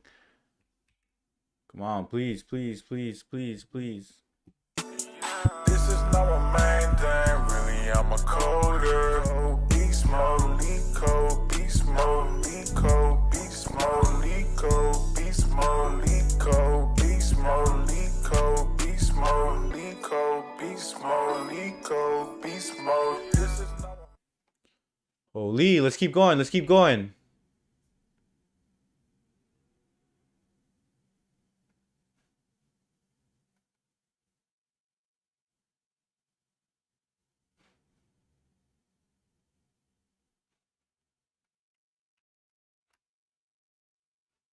Holy crap. The main thing about this, so we're solving these questions in like about 30 minutes per question, which is pretty terrible.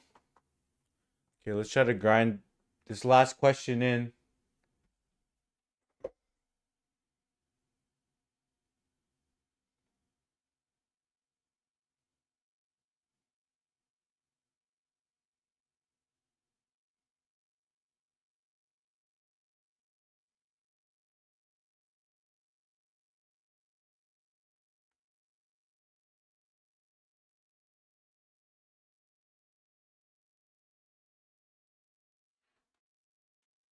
Is my job stress or chill?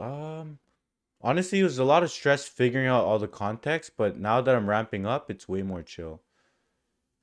There's a lot of context.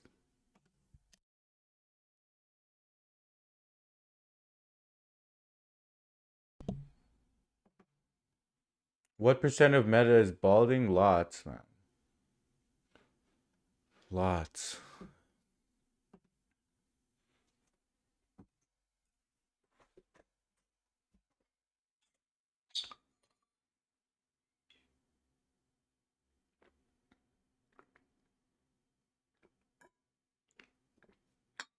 What's the nicest car at the office? Hold up. Let me rest my eyes for a second. I'm staring at the screen. You have to spend time looking at the screen and then looking far away so your eyes don't get cooked. So if you see me looking that way, I'm just resting my eyes. Y'all gotta take good care of your eyes, especially if you're just grinding all day. No, I work on site. What's the nicest car at the office? I don't even look. There's a lot of man. Most people just use has like Teslas and stuff like that.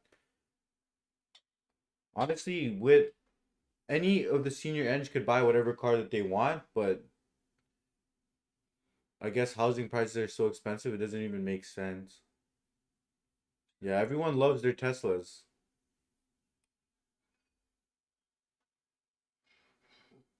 Does 95K?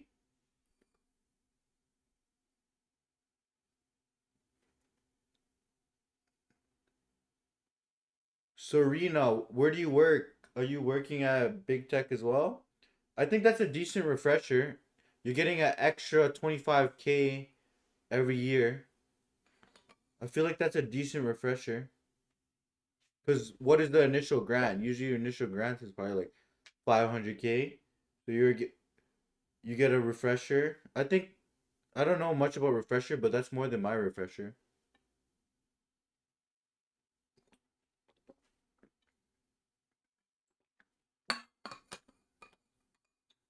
Where are you working? All right, let's get this last question. I'm gonna lock in again.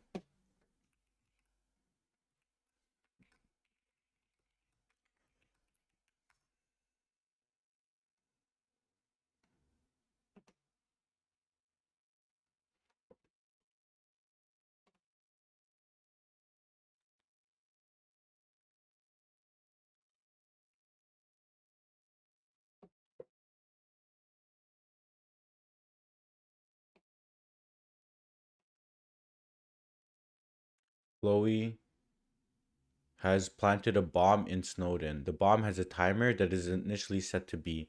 Every second, the timer will decrease by 1. When the timer reaches 0, the bomb will explode. To give the residents of Snowden enough time to evacuate, you'll need to delay the bomb from exploding for as long as possible. You have N tools. Each tool can only be used at most once. If you use the I tool, the timer will increase by XI. However, if the timer is changed to an integer larger than A, the timer will be set to A due to a bug. More specifically, man, there's just so much reading.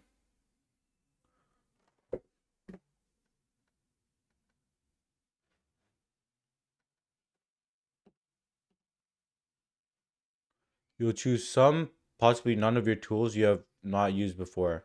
If you choose the I tool, the bomb's timer is currently set to C.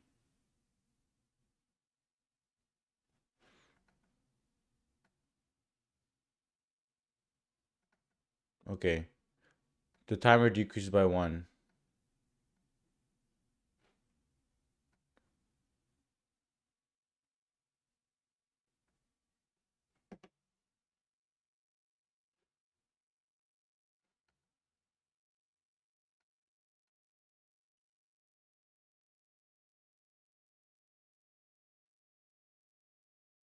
Okay. I mean, this is probably like I'm already thinking you just sort or something. Okay, let me see.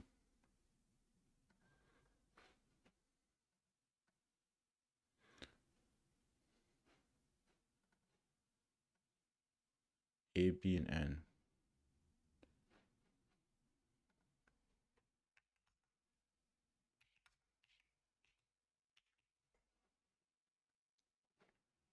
What is A? A. This is essentially the cap.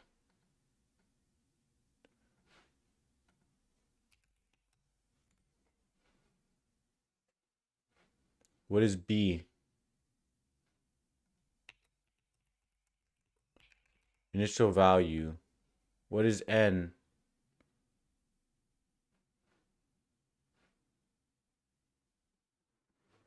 N tools.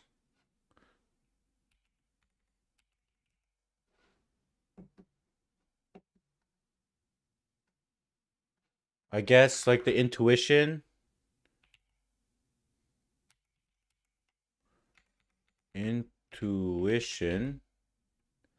is use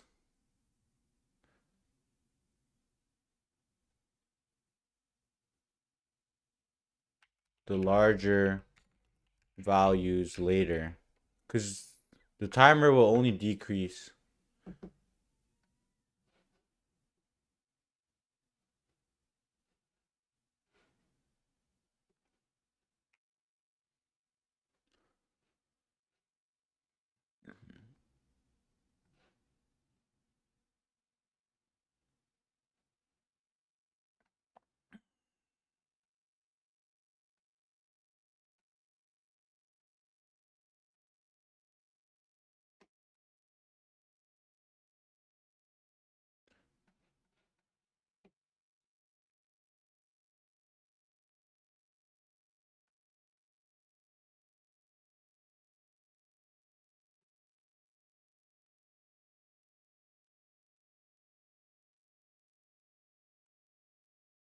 Okay, wait.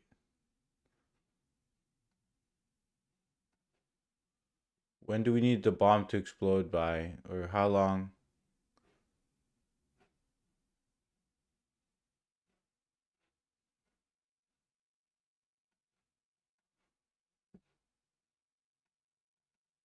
Okay, the maximum time until the bomb explodes.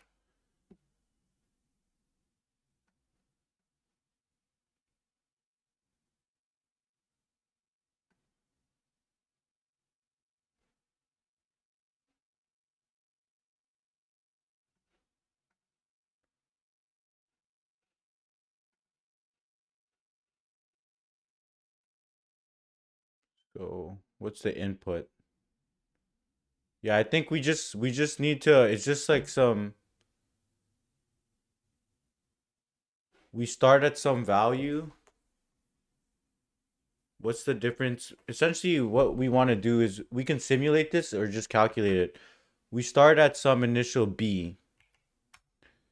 Let it drop to 1. So what's the distance between B and 1? That's our start. Then across all our tools, we're going to calculate what's the max we can get it to and what's the difference between that and 1. And we just need to calculate that for all of our tools. Cuz we just want to use our tool whenever we get to 1. Something like that.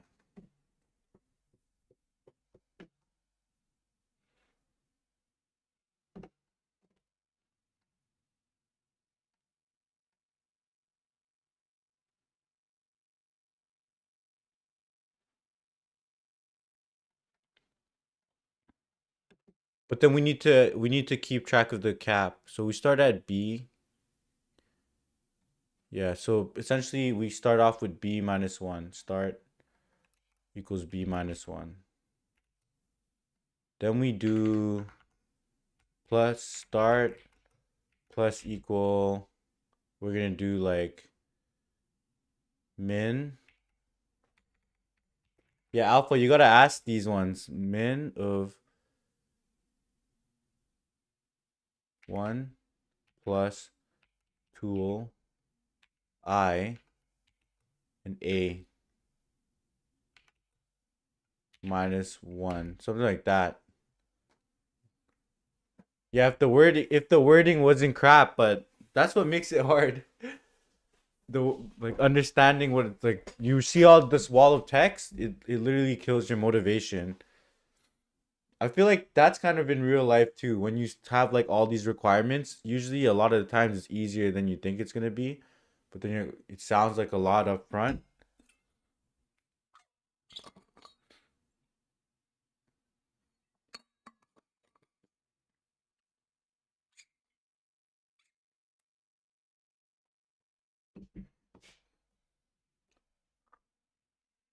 Yeah, that's true.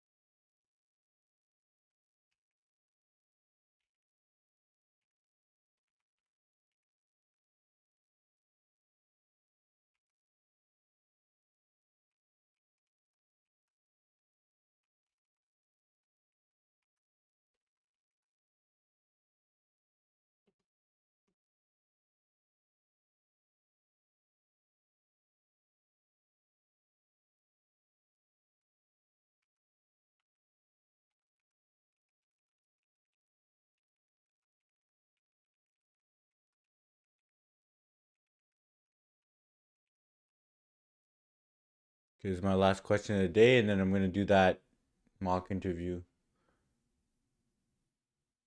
Bro, this is like a 900 rating. This is an easy question.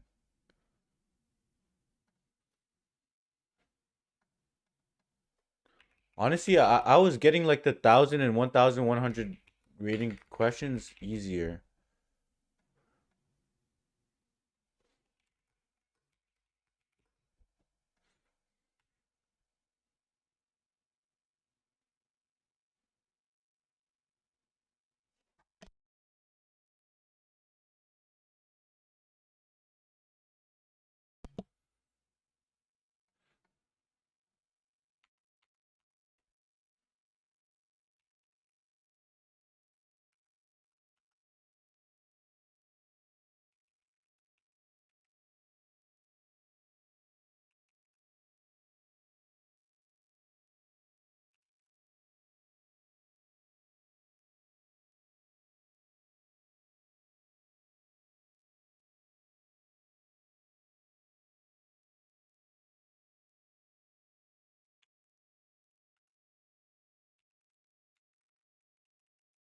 Num in nums result plus equals min of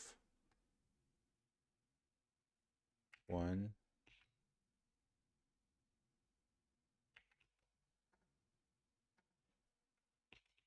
So what's the result? We start with b and we let it get to 1. 1 plus num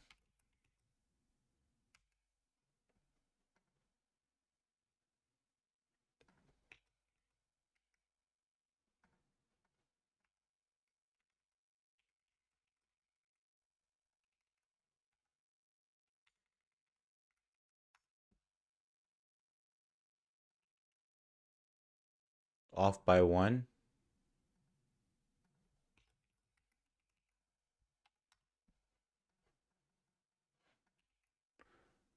Damn, I'm curious to. I'm gonna ask somebody this and see how they actually think it through.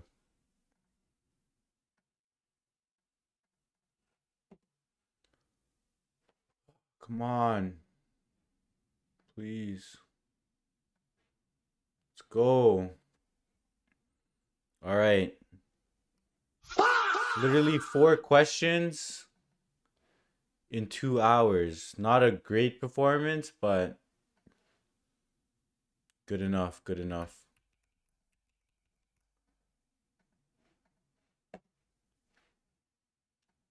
Gotta get better.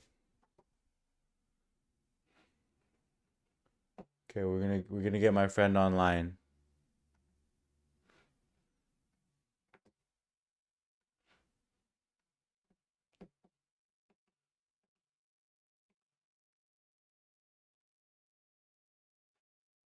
Man, I don't know if I could talk about the exact stuff I work on.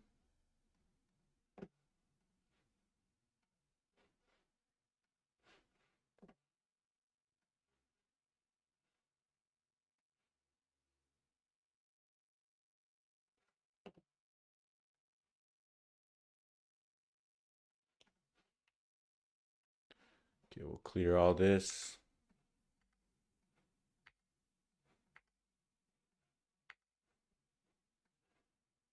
I work on human review. Work on human review. We're doing like the main thing I'm working on right now is pretty much a data labeling platform to train up some of the internal LLMs.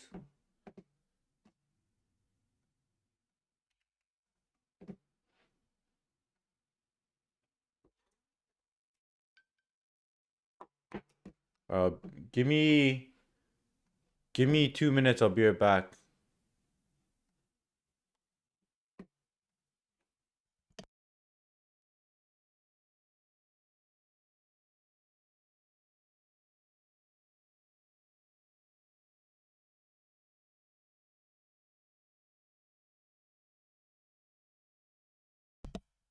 Test test.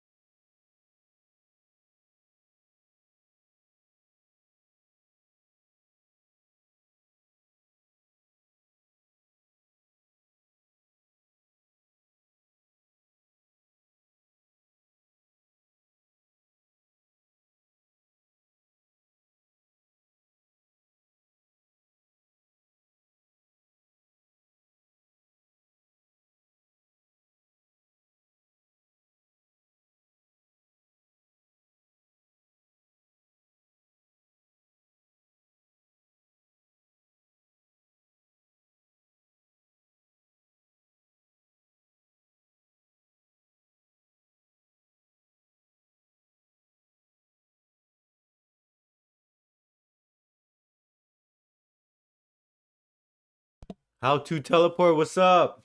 Okay, I gotta put my eye drops in real quick, and then we're gonna get started.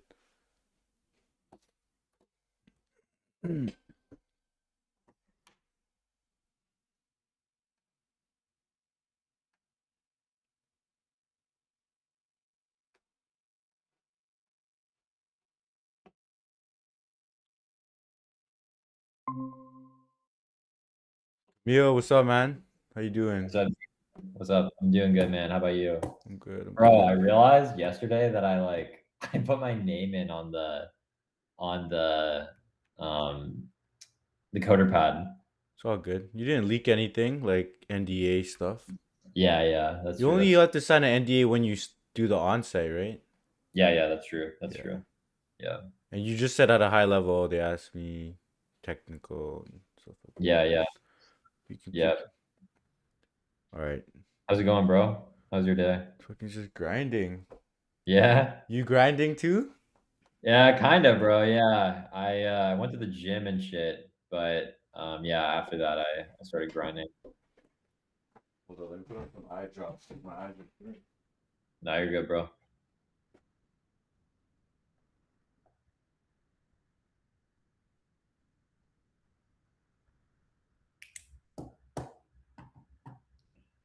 Bro, yeah, I saw you grinding out the Codeforces. I was like, damn, dude.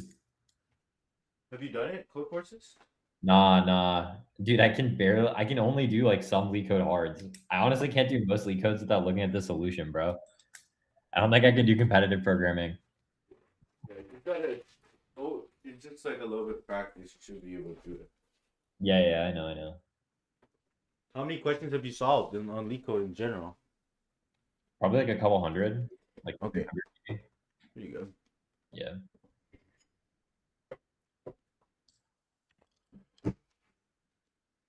What about you? I know you've got that Ishan guy on. Yeah, you see him on LinkedIn or no? Like, Of course, bro. He works at the dude, I know the founders. I know oh the really? founder company that he works at. Yeah, man. Because we went through the same YC batch together. Oh damn. Yeah. So I've been seeing him since before he like blew up because he worked there. Yeah, Yeah. and he's like also from out here. Oh yeah? I know he Yeah, went to Cal, but yeah. I think he went to he went to school out here too, like high school. high school. Yeah, makes sense. Yeah, most of the people in tech also went to high school here, to be fair. Mm. I think I'm in, bro.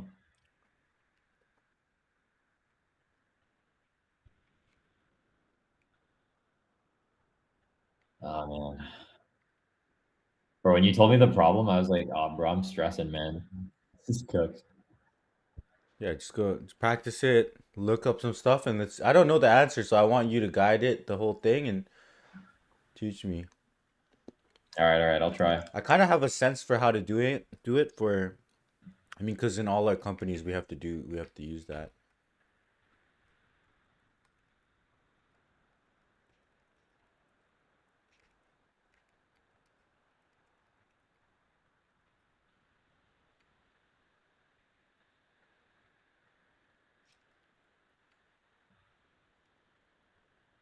How are you with the? You don't ever want to do like mock interview, like when it comes to coding. You just want to do most of these system design one. Well, I mean, bro, as far as the coding stuff goes, I feel like I got that, but I think we could do behavioral maybe. Behavioral would be pretty helpful. Okay. Um, Yeah, we can do it off stream too. yeah, yeah. I mean, whatever you want, bro. I know that it's like more helpful for you if we do it on stream, so it's all good. Yeah, you could like if you could just answer it without saying specific, probably you'd be good. Okay, okay. Cause like the main thing, I just don't want you to dox yourself. But I've done it. I've done videos of behavioral and the person like didn't like dox himself a lot of the Yeah, time. yeah. So if you're down, do it on stream. It'd be funnier. Let me prepare the answers, I guess, and then But no, I. like I'm down to do it off stream for you. Okay, okay, okay. Yeah, we can figure it out.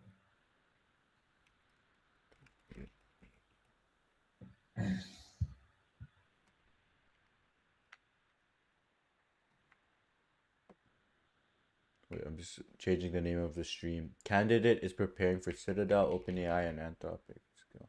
Damn, bro. Going viral real quick.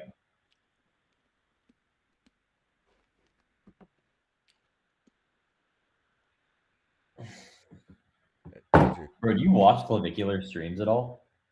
Not his stream, obviously his clips. Yeah. Why?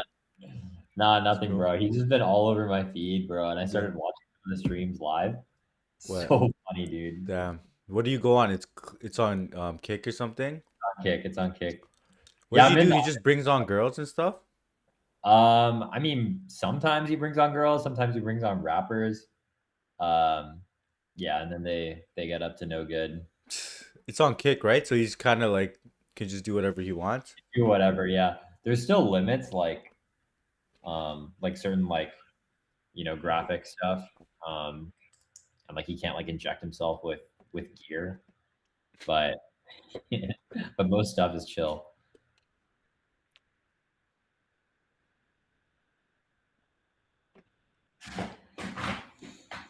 I mean, all right, chat. So this candidate has interviews at Citadel, Anthropic, and OpenAI. Y'all got any questions for him? How he landed these or what? Chat, go ham. If you have any questions, you got them right on here. How many years of experience do you have? Okay, It's kind of school and year. School and year. Somebody's saying school and year. okay. So kind of tricky question, I would say. So I went to school at a UC, like one of the lower tier UCs, like University of California, and graduated in 2021. But I What started was my your own company. GPA? I had a 3.9 around there out of Damn. 4. Yeah. And they curved at that school too, or no? It's class dependent. So some Okay. classes they curve, some classes they don't. Most of the people I went to school with were like either not smart or not hardworking, and so it's pretty bimodal, like the distribution of the grades. And I usually landed on the mode which had the higher grades. So sometimes I was setting the curve, especially in the math classes, actually, which was interesting. But yeah, I mean, I grinded it out. I grinded really hard in college. Managed to land good internships, which is what let me get into Y Combinator like after school. And then technically, the years of experience gets tricky because obviously, when you're running your own company, it's not like you're grinding out code every day. Mm-hmm. But companies will consider that as like years of I experience. see. So technically, I'm like around 4 to 5 if you count it that way. I would more so consider myself 2, Two realistically. years, 2 years of experience, like working like a structured job. Yeah, a structured job where you're primarily programming. 3 years of experience as a founder. It's more like, well, I took like there was a 6 month gap between when I stopped my company and when I joined like my last job. During Yeah. that time, I was mostly coding. But again, it's like it's all blob like, because I don't Okay. have much of a linear career, I feel like, as most people do. 2 to 3 years as a founder, 2 years structured working. Yeah, And then basically. like what sort of like how prestigious was the company you're working at? Currently, Yeah, like with the 2 years uh, of experience, is it just that one company? Is it multiple companies? it was just that one company, and it was like a late stage, like pre-IPO startup. Yeah. Okay. How many internships did you do? I did 2 big company internships. One of them was at like a FANG company, and then Which the other company? one, Amazon. Okay. And then the other one was at um, I guess like a new Magnificent Seven, but I joined, well, I guess it's NVIDIA, right? NVIDIA is Yeah. the other company I did an internship with. But when I was at NVIDIA, it was not a part of the Magnificent Seven. It was like 200 billion market cap, and now it's like 4 trillion market cap or something. So that's, yeah, I guess like I have a decent, Yeah. way of picking them. So what was your role in Amazon? Sui? Amazon was a SWE internship. NVIDIA was a deep learning internship. And then I guess to talk about other internships, I also did like a research internship my freshman year summer. I did another research like fellowship the next summer, and then an internship at a startup Damn. as well during that summer. And then yeah, my junior year I graduated and I did two internships back to back So how after many I. internships you do in total? If you wanted to count them all, it Yeah, would. like including research, that counts. If you count everything, it's five total. Um, but realistically, I would say it's more like three like solid ones that I like really tried on. Yeah, And then the other two were kind of like, I got some money for it, and I wasn't really like doing too much. I see. So to get these, you pretty much pro tips for landing big tech. Be in school before. So basically, yeah, you have 5 internships and almost 5 years of experience like after college. When did you start college? What year? 2015? I started college in 2018, and then I finished in 2021. Oh wow, you finished fast. Yeah, so I took 3 years to finish. Damn. And then I did the internships. Basically, I finessed my school system to let me do internships after I graduated, I see. um, because I like took a gap. I basically took a leave of absence, and then I graduated like after I finished my internships, to finesse the both the school and the jobs, like the companies. I see. Yeah. So you said you're strong. Like what kind of courses do you take in university? I mean, Just just the math? basic ones, man. Like I took I mean, at the time, I was primarily focused on deep learning, and like I wanted to do like machine learning, something around that. So the like I took like all the basic prerequisites, so like data structures, algorithms, um, computer architecture, programming, comparative programming languages. And then for my electives, I took like web apps, deep learning. But by the time I did the deep learning stuff, I could have probably been the course instructor or like one of the TAs. Um, so that didn't really help me too much. And especially at my college, like the elective quality wasn't as high. But yeah, anyway, so yeah, I digress. Yeah, and then so for CS electives, that's pretty much what I did. And then for like the other stuff, I did like, probability theory, linear algebra, multivariable calculus, those basic, and I guess Calc BC technically, like well, yeah, I guess Calc C is multivar, and then Calc B is like integrals. Yeah, so I think I had to redo integrals in college. I see. Um, yeah, all that basic stuff. Yeah. So what do you think is the biggest strength you have as an engineer? Why should we hire you here at Citadel? At Citadel, Like what? Why do you like? Let's go down. Let's just. I was just curious. Like, what's your best strength as a software engineer? if we're doing like an actual behavioral style Yeah, answer, like or yeah, just shooting like the shit. just shooting it. Just like, what would you say? No, like, what would you say to that if someone asks you? Like, if I'm like at Citadel and I'm asking like, why should we hire you? What would you say?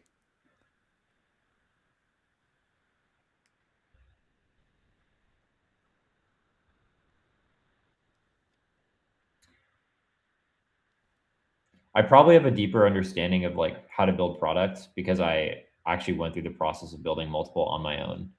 And so I have a better sense of like how to build things. Nice. Um, because I've both launched my own products and failed and launched my own products and succeeded end to end.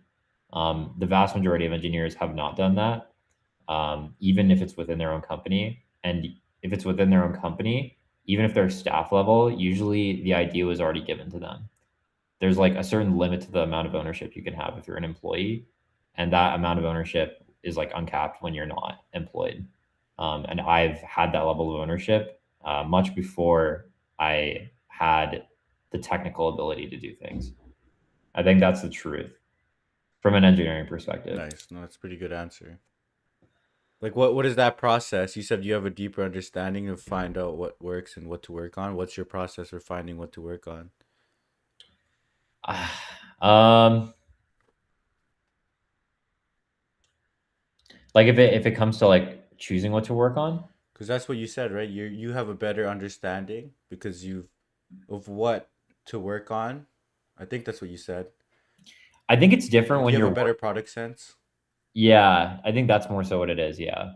Like, probably more so than most other engineers. I think if it's something I can use like, again, it depends on if it's at a company. If it's at, like, a company where I'm employed and I'm building some other product for some other person that isn't necessarily me, like, I wouldn't necessarily use the product, then most of it comes down to, like, actually talking to the person that's using the product and, like, really trying to understand what they're trying to do with it and why. Um, and again, like most engineers they haven't had the need to go and do like user interviews and things like that. Yeah. But I had to do that myself, like not only like doing the user interviews, but sourcing them. And most of it comes down to just like shutting up and listening and just letting people talk because people talk in Mm, paragraphs. yeah. Um, yeah. And then the thing I learned at like through working at a company on like developing better product sense is there's all these small like UX things that you can fix if you think through like like how the other person would actually use it outside of just yourself. It's hard to describe, but you kind of understand what I mean, right? Yeah. Yeah, that's what I would say. So, how is like the or why do you think you were shortlisted for these companies? I mean, these are pretty prestigious companies. What do you think? Was it in your resume? Did you tailor your resume? Was it your founder experience? I mean, did you get any sense from when the recruiters would talk to you? Why they decide to reach out to you? Or why they Um, decide to move you forward? Or did you just I like destroy the technical interview? I think primarily it's the YC experience, if we're being real. I think there's a lot of other people that have done FANG internships, but there's not that many people that have done Y Combinator. Yeah. And I think because of that, um, well, I guess not only that have done Y Combinator, but are also technical, have also done deep learning, and have also done like internships with NVIDIA, Amazon, and like startup kind of culture. Okay. There's like a unique, interesting blend that I have on paper that is appealing to companies, right? Because there's to some extent a level of technical depth across multiple interesting disciplines Yeah. and the ability to build at like supposedly at like larger scale and as well as like smaller products. Yeah, that makes sense. You pretty much worked from like smallest company up to the largest. Smallest isn't just you, and then largest is Amazon. Yeah. So Yeah. what do you do exactly in your deep learning NVIDIA Yeah. internship? What was that What about? did I do? Yeah, or like what did you do there? So basically it was like it the team's called like Maxine SDK, and they're basically like a deep learning library for primarily like live streaming kind of use cases, like video and audio. And my project for that internship was like relighting images using deep learning. So there was a model that a research scientist had developed. There was code, and it was based off of some paper, but slightly different. And I had to like productionize it, basically, like take it and then like optimize it and productionize it. That was my project. I see. So like what kind of deep learning did you do in it? It's like computer vision, so like convolutional neural networks. Now it's like not as relevant because there's like vision transformers, and diffusion. Those are primarily what get used nowadays for like anything related to images and video. Mhm. But yeah, back then it was like convolutional neural network stuff. Okay.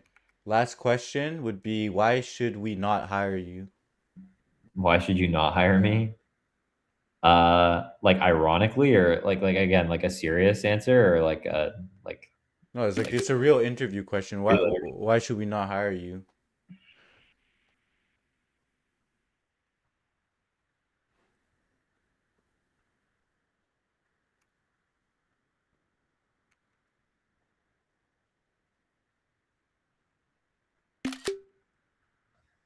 Man, there's so many reasons.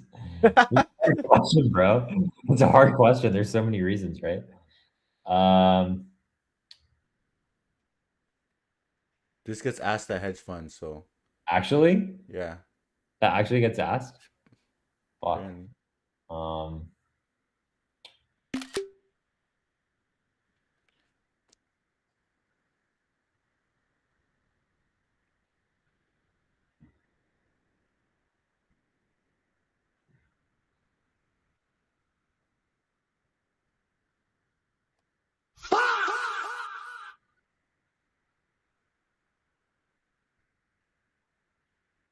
Come up with something. You're thinking too hard. Bro, because I don't know. It's like every answer I could give is like negative, right? Um, I guess like I don't have like that much experience working in like existing systems. I've mostly worked on like new products.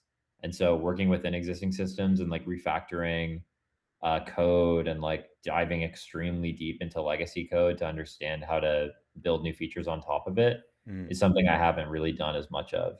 It's not too hard to be able to pick up. I mean, that's the majority of software engineering yeah. work. But I guess that's a reason why you wouldn't want to, if that's like the intention for what you'd want me to do. Okay. Cool. All right, chat. There are other answers I wanted to give, but Chat. those are. Any more questions before we move on to the system design part? Any questions about his interviews at Citadel, Anthropic, OpenAI? You might not be able to expose everything, but if you just have like any quick questions in the chat. I can give another quick tip about like some of the stuff I used to do before I got my last job, if you want as well. So they're asking, do you? Oh no, he hasn't done the interviews yet, so he doesn't know yet. He's gonna get offers, but Citadel is flying him out on next Thursday. week, Thursday. Yeah. So what is that like? Free food, hotel, 5-star hotel. What is it like? Uh, it's business class flights Wow. on Delta both Okay. ways, um, nonstop, which is really sick. And then one night of a hotel at like I don't know, it's probably like 4 or 5 star near the Ooh. office in Midtown. And I mean, they only paid like 400 a night, I think, for it. So it's not like it's probably not like super insane, but it's probably pretty nice. And Yeah. then yeah, and then I'm oh yeah, and then they said they'll give me a card, like an Amex or like something to expense like Ubers and food for that day, I guess. So Crazy. yeah. So they're asking, are these for senior roles? I'm not sure. They keep saying we'll figure out the level as we go. Yeah.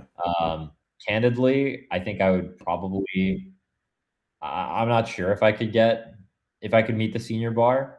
But yeah, it seems like all of them are open to it, assuming that the interviews go well. Yeah. That makes sense. Yeah. Like you have enough experience that if you do good, you could go senior. You did okay, like just doing the regular level. Yep, yep, Yeah. Makes yep. sense. All right. Are you in the coder pad? I am. Do you want me to give one more tip? Yeah, give your tip. Yeah, yeah. So again, this might not be applicable to everyone, considering my background because I did Y Combinator. Hmm.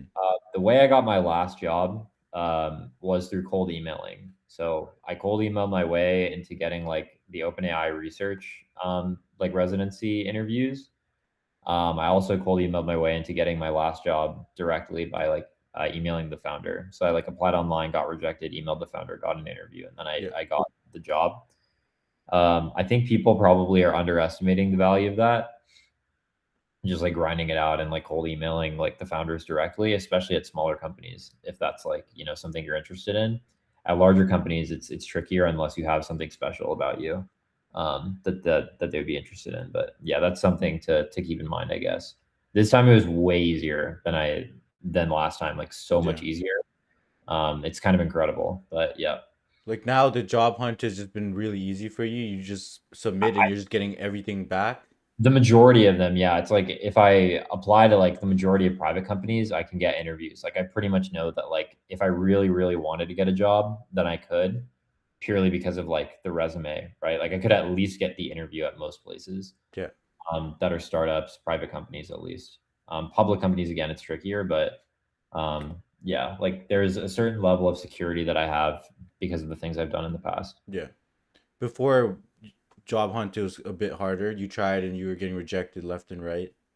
Before like the last time, like after I stopped working on my company, and I was applying, I was primarily getting. I mean, it was still not like impossible, but it was much fewer. I feel like I see. than this time. It felt a lot like less interest was there generally. Nice. Yeah. Cool. All right, good luck. Let's get into the system design portion of it.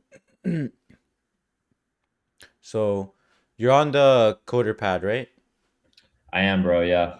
So I want you to design a remote IDE. All right, man. Handle So the business. like a remote IDE, is it like used by consumers, or is this used by like internally at companies? Let's just say it's used internally by the company for now, and we want to scale it later, maybe. Okay. And it's not like a web-based IDE, right? It's like on the desktop. What would be the difference? Um, I mean, in one case, you have to manage like file systems and stuff like persistently into a separate database rather than just having it like locally, right? Or like, yeah, what would be the trade-offs of having a web base versus one on your computer?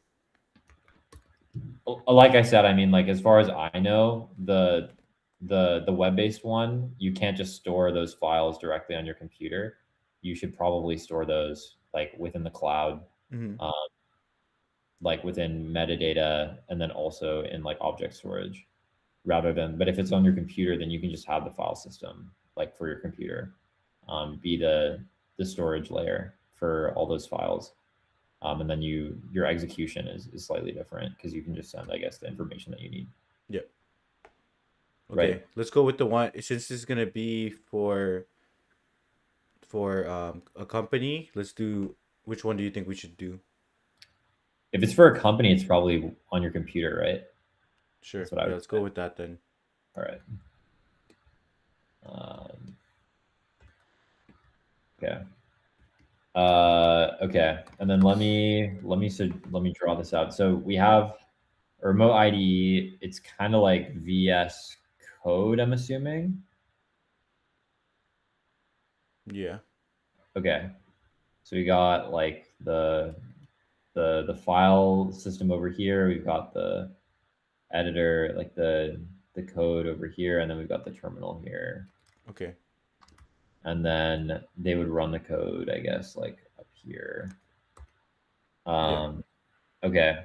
Can they pause execution as well and stop execution, or is it just like it runs and it goes? They should be able to like when they run the code, if there's a loop, they can't. What was your question? I think they should be able to if they're running the code, they should be able to stop it at any moment. Okay. Yeah. They should be able to kill the process or whatever is running, kill the thread. Okay. Um, okay.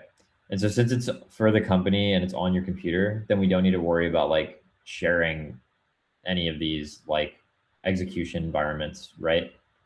Like it's all just local to the user. The execution environment. Yeah, like if, for example, if it was like web based and it was like Replit or something, then you would like be able to share your project with another person. But because it's local and it's for a company on your computer, you don't need to worry about like sharing it, right? Wait. So actually, I'll just ask you one thing. So, do you think that they're gonna ask you to do it locally or web based? So when I was preparing for this, I was assuming that it was web based and it was like Replit. Okay, let's do it like that. We're doing it like Yeah, that. let's do it like that. All right. Okay. Because I think, I mean, if it's just for the company, it'd probably just be like SSHing. You just connect to Yeah. like some server with Yeah. SSH. Yeah. It makes it a Just from lot that. harder if you do it the web based way, but Yeah. yeah. Um, okay. So let me change that then. Like VS Code has the SSH feature. You just SSH into like some The file box. system and just run it, send all the commands to SSH. Yeah. Uh, yeah. Okay. So then, Yo, Francis, what's up? Long time, bro. so okay. So if it's web based, okay. So then let me ask those questions again. So is it like anyone on the internet can use this, or is it like just people for companies, like within companies using it? If it's web based, I mean anybody can use it as long as they're authenticated, probably. Okay, so it's consumer facing. All right. Yeah. So then in that case, like, should we allow them to be able to share like projects? like to share these execution like environments with other people with the files and the code and stuff, or no? Well, let's just keep it local. Okay, so one single player. Okay. Yeah. Um, okay.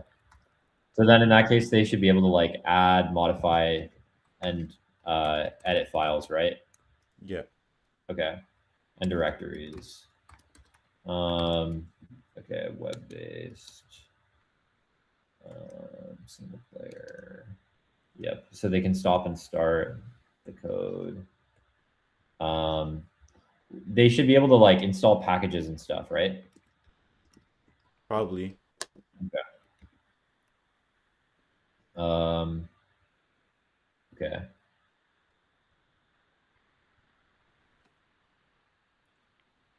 I think in terms of functional requirements, that's probably all. Yeah, modify files. They can run the code. Yeah, they can run code. Or yeah, I guess they can run terminal commands. That's kind of implied, but yeah, run terminal commands. Yeah, they can run terminal commands, right? Not Yeah. just run. Okay. What else? Can they have multiple terminals open, No, or let's just not. Yeah, let's not overcomplicate it. It's like Replit. You just have kind of one terminal and you just run. It's kind of like LeetCode. okay? Okay. Um. What Okay. else? There's no limit to the number of languages we can use, right? Like any language. What do you think? Actually, it should be every language. Yeah. Okay, let's just support a couple languages for now, and then what Yeah. languages do you want to support? Python, Java, JavaScript. Those are Sure. the most common. Yeah. Okay. Uh, What yeah. else for requirements? Uh,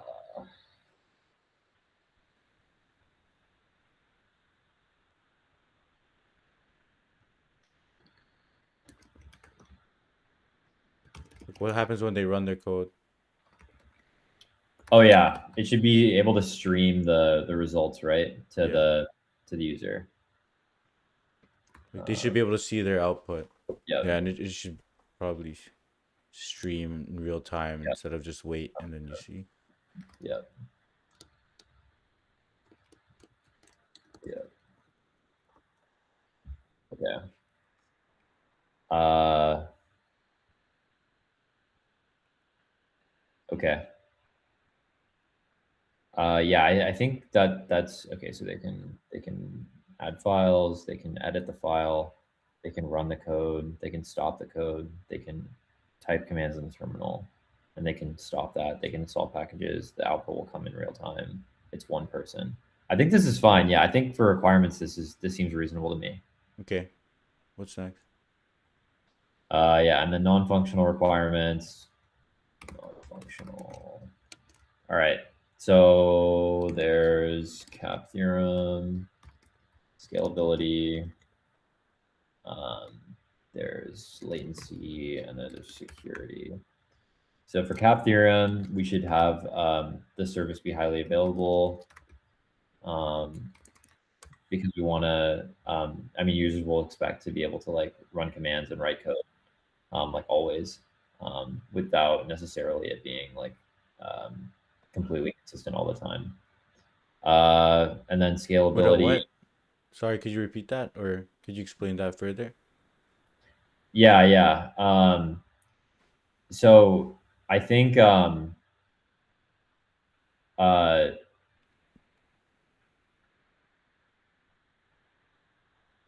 so I guess because it's only like local, Mm-hmm. uh, they don't like, and there's no one else that can really make edits to the files. Mm-hmm. Uh, Things don't need to be perfectly consistent, and if they aren't, then we can just make those changes like locally, like on the client side, before they've necessarily loaded on the back end. Okay, makes sense. Yeah. And then for scalability, I guess like if this is Replit, maybe like 100 million users is what we should be able to support, or less than that to start. Yeah, let's do 100 million users. Okay. Okay. And then I guess maybe like peak peak throughput. Let's say like there's 10 million concurrent users. Is that reasonable? Yeah. All right. And then latency. Yeah. So I guess for startup time, we probably want the the workspace and everything to load quickly. So maybe like less than 5-second cold start. And then also for the terminal streaming, that should be like less than 100 milliseconds for like streaming output from the back end. And then security, users shouldn't be able to access other users' workspaces, and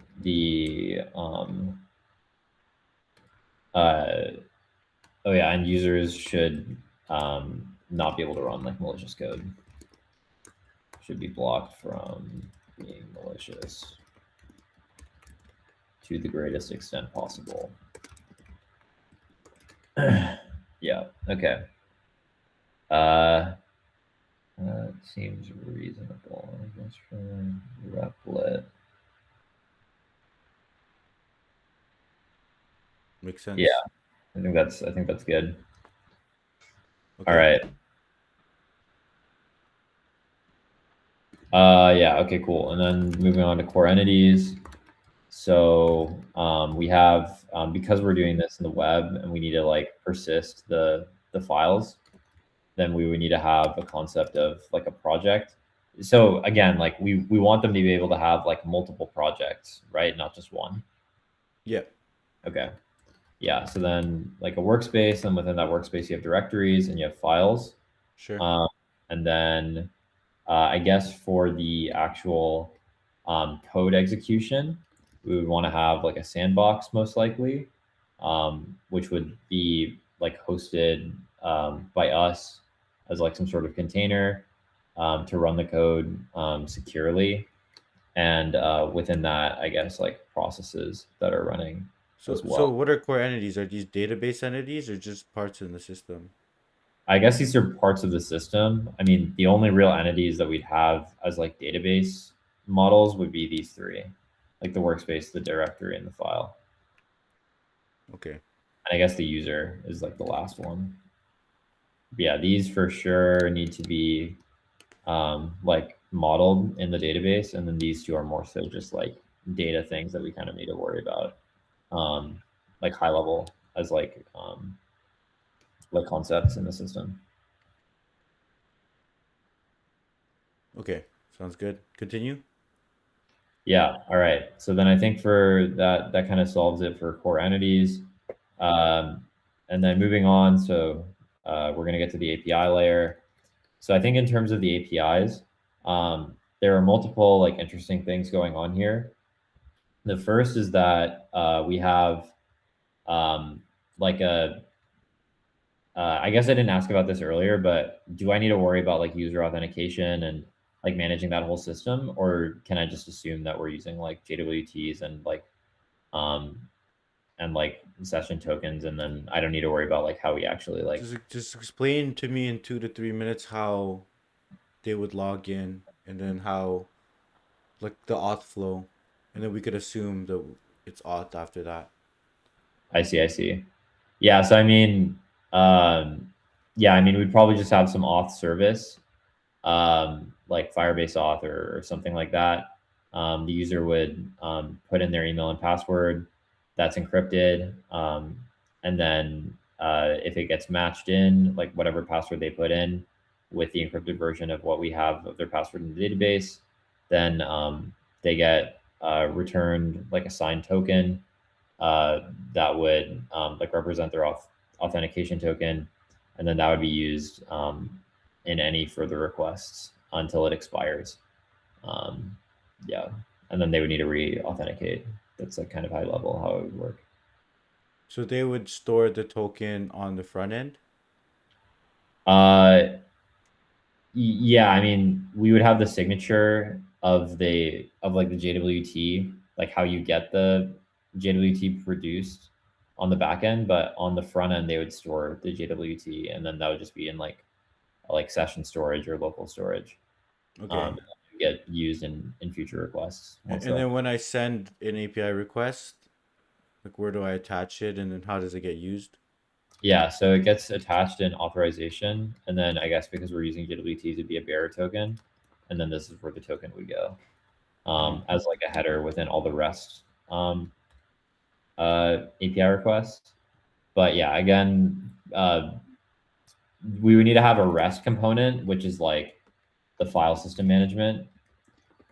And then you need to have like a WebSocket component for the real-time streaming, for the streaming of the output. So this bearer token JWT approach would be for the file system management. I think for the WebSocket, we might need to run it a little bit differently. I think ideally we would just be able to use this as well to prove authentication, but I think you might need to have something a little bit different because you're also like authenticating into a specific like session. Okay. Yeah, like a specific sandbox. So, yeah, continue on with the APIs. Okay. Yeah. So, yeah. So for the file system, so we would have a post request that creates a workspace, and that would just be the name, and then the authorization, and this is used everywhere, used elsewhere too, for auth. And then this is string, and then this returns a workspace. And then we would have get workspaces, workspace ID, which returns a workspace. And then we would have post workspaces, workspace ID, and then like directories. Then you would just create that directory with the parent directory, directory ID, and then string, and then the name of the directory. And then you can get, yeah, and then I guess also you would have workspaces / workspace ID / file. And then it would be, this would just be for metadata. And then the parent directory ID for that What's as this well. parent directory ID for? So the way that the files are structured is like the way that the file system is generally structured is you have like a file, or no, wait, whoops, let's maybe do it a different way. You have like a directory, and then you have like a file like within that, right? Yep. And so, but you could have like many directories and many files like within this. Yep. And rather than like needing to store the whole like tree, it's easier to just model things as like directory IDs mapping to file like directory IDs, like each specific data instance having just the parent directory ID that it's attached to, rather than needing to have like the whole tree directly. Okay. Sounds Yeah, good. that's kind of what I was thinking. Okay, continue. Yeah. Yeah. Do you want me to keep it? Or yeah, usually just keep whatever you made. It could be useful. Okay. Could just hide it somewhere. Okay. Cool. Yeah. And then yeah, so that's for creating it, and then for getting. I think when we get it should just be, I think we need to get the files for sure. Yeah, for sure we need to be able to get the files. Yeah, I think, yeah, we need to be able to get the files / file ID. And then that would just be the file. Okay. And I believe technically there's like updates to files as well, and I guess updates to directories as well. Yeah, so I guess you can also just say, um, yeah, you can just say,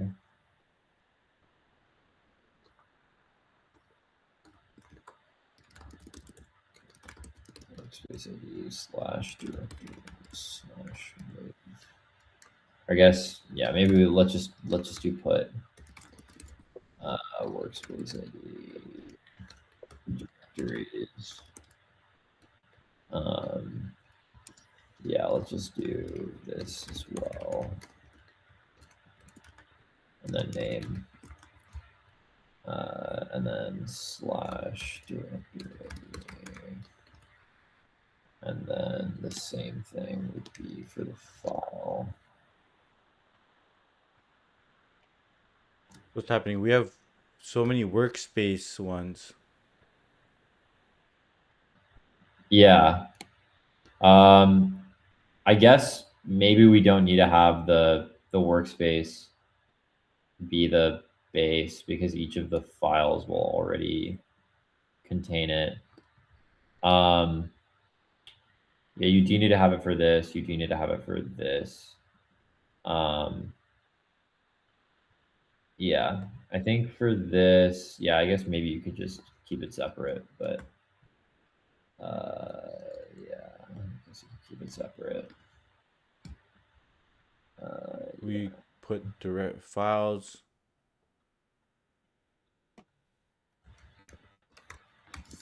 Modified directory. And then this is modifying the file. This is modifying, this is creating a file. Metadata. And this is creating directory. And this is loading a workspace. This is creating a workspace. Yeah, and then this is fetching a file. All right. And then I guess this would just return the, yeah, I mean, you would just return the file, but technically you'd be returning the pre-signed URL. Yeah, and I guess to get into, I guess we didn't really talk about this yet.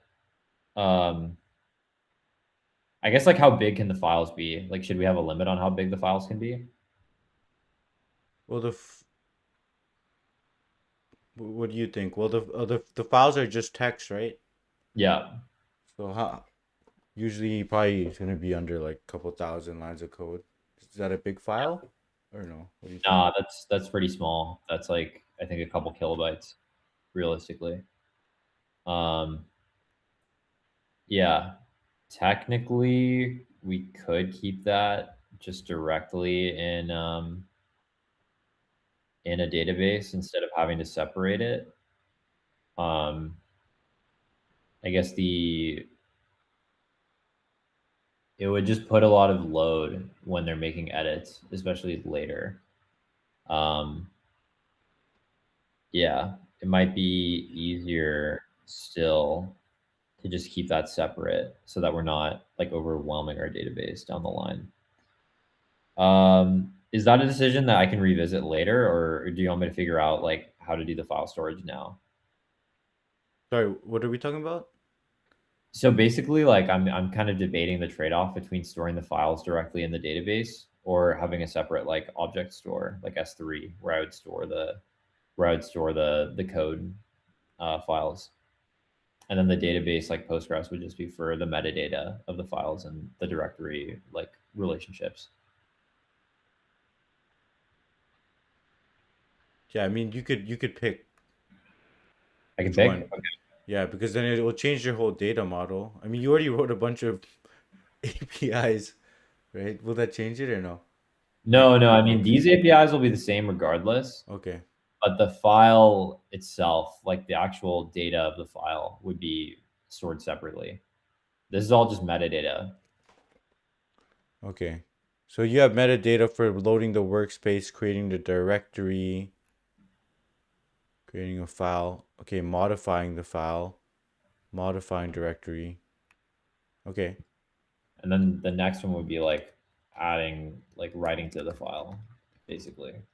Yeah, so okay, that makes sense. So for writing for a file, you're wondering, are we gonna store these files in S3 or are we gonna store it just as like varchar on the Yeah, on the Postgres. Yeah. Yeah, the challenge is just going to be like if I do it like directly in the Postgres, then we have to handle all of the like constant writes to that database, which is going to overwhelm it, and then we'll have to like handle that, or it'll be a little bit easier if we just separate it into S3. But there's like at least in terms of scaling the writes, I think that's like the trade off. Okay. Yeah, I'm down for whatever approach you want to go. Yeah, I think I'll take the S3 approach just to like limit the just to kind of separate the concerns. So And how then would I'll writes happen for S3 approach? So I think for the S3 approach, we would use pre-signed URLs.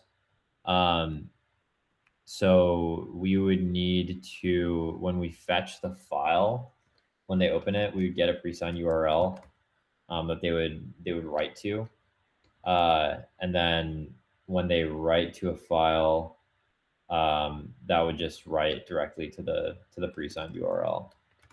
Um, that's basically what you would do, and then you'd write directly to S3 without having to go through our servers and like pass the data around. Is the pre-signed URL is for a directory or a file? It's for a file, so it just contains the data within the file, and then the relationship management, which is purely like a UI thing, basically, would be stored in our own Postgres. That's I the way see. I envision it, at least. Okay. Yeah. Continue. Yeah. Okay. Cool.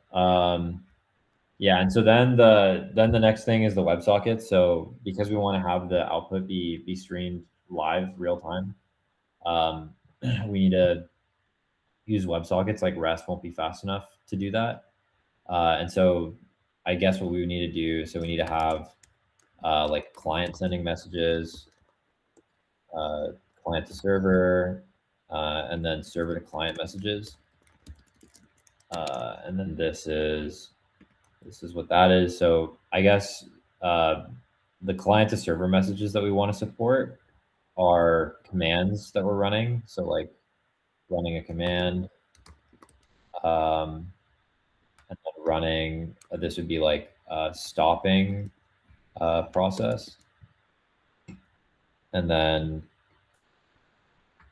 I believe those are the main ones. So this would be like, I guess, because it's pretty unstructured, I guess we would just have like a type here.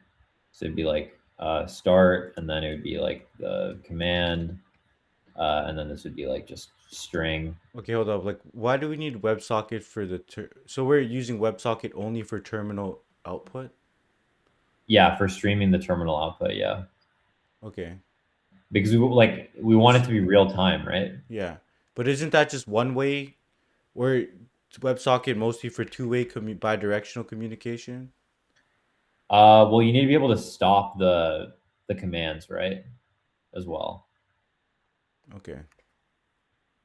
So you want the WebSocket so you can just stop it right away? Yeah. Okay. Yeah, I guess yeah. Continue. Yeah, because otherwise you'd have to wait. I mean, if that's like not a requirement, then I'm happy to like just dumb it down and keep using REST and just use like server side events or something. Mm, But I think for it just depends on how real time like we want this to be. okay. Makes sense. So you'd No, you'd I'm just rather checking. I'm just checking on you. Just checking your I don't have a exact approach. It's more just I'm just okay. wondering. All right. Yeah, in that case, I can go with the WebSocket approach. Um, yeah, it'll be a bit trickier to manage the way that we do the design, but I think it'll probably provide a better user experience.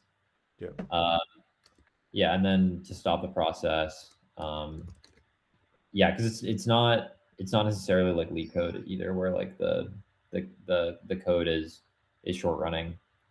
Um, Okay. Yeah, I and think then we're fine with the APIs. Let's get into high level design because we have 30 minutes left. okay. Do you want? Okay. That's fine for now. Let me move this. Okay, so why did you use put over just Pat, post? post. Because we're modifying the directory, right? We're not like actually we're modifying the file and modifying directory. We're not like creating a new resource, or we're not creating a new resource. Like, what's the difference between the put and the post? Uh, well, put is idempotent, and then post is not. And post is also like for creating the resource. Put is typically for updating. Okay. Yeah, between those two at least. Okay, cool. All right, yeah, let's get into the high level design. All right. So the way this is gonna work. So first we have a client, and then technically there's like two separate things going on here. So one is like a this is like a layer 7 load balancer for the rest part of it, and then we'd have the just like I guess workspace management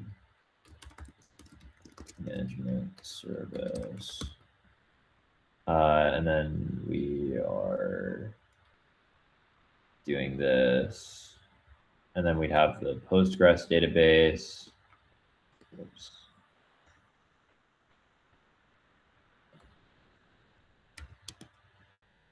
Postgres database. And then that would have our workspace ID name, and then our directory ID name, and then the file.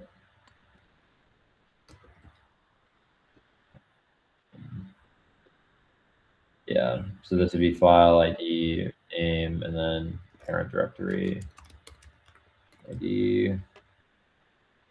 And then for the file, it would be the S3 URL as well for where the file's data is stored.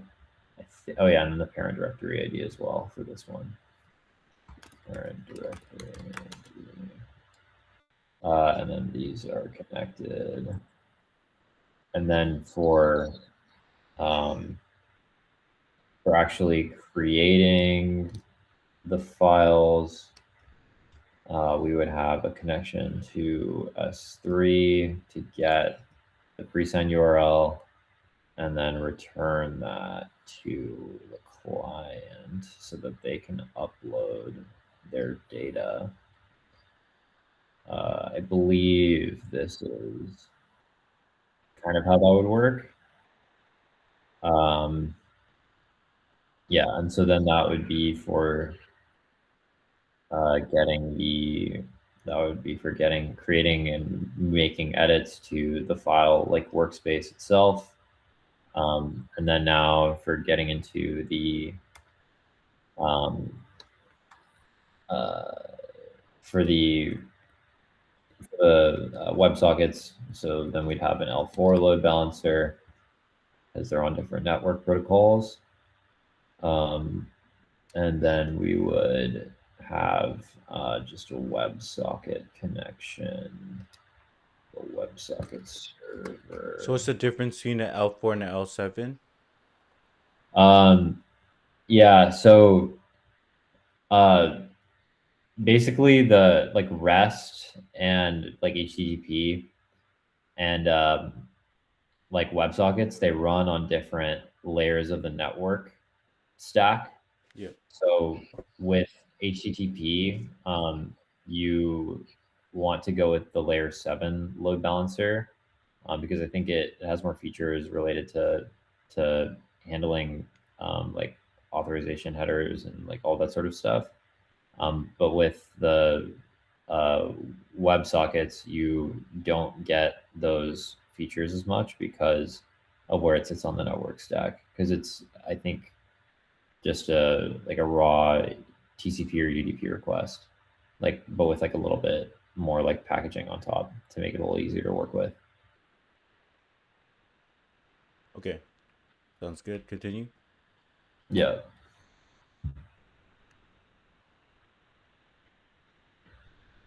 Yeah. And so, yeah, then we're connected to the WebSocket server, and then the client and the server will pass messages to each other about the state of the code execution. And then for code execution itself, we'll have containers. That's what we'll use to actually do the code execution. So then we can do like containers.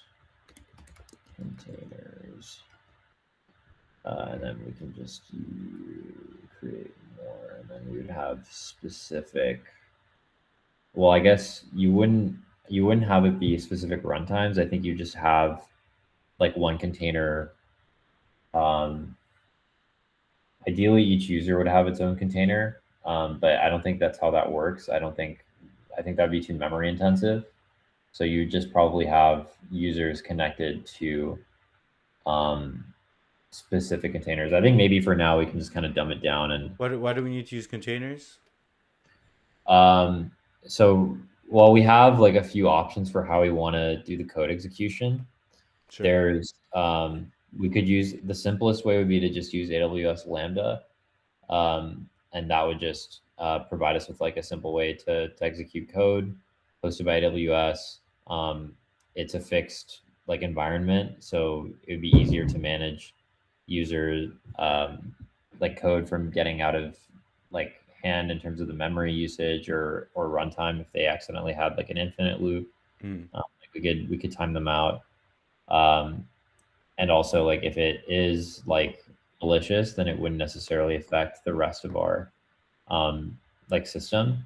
Yeah. But because AWS Lambda, the problem with it is there's a cold start.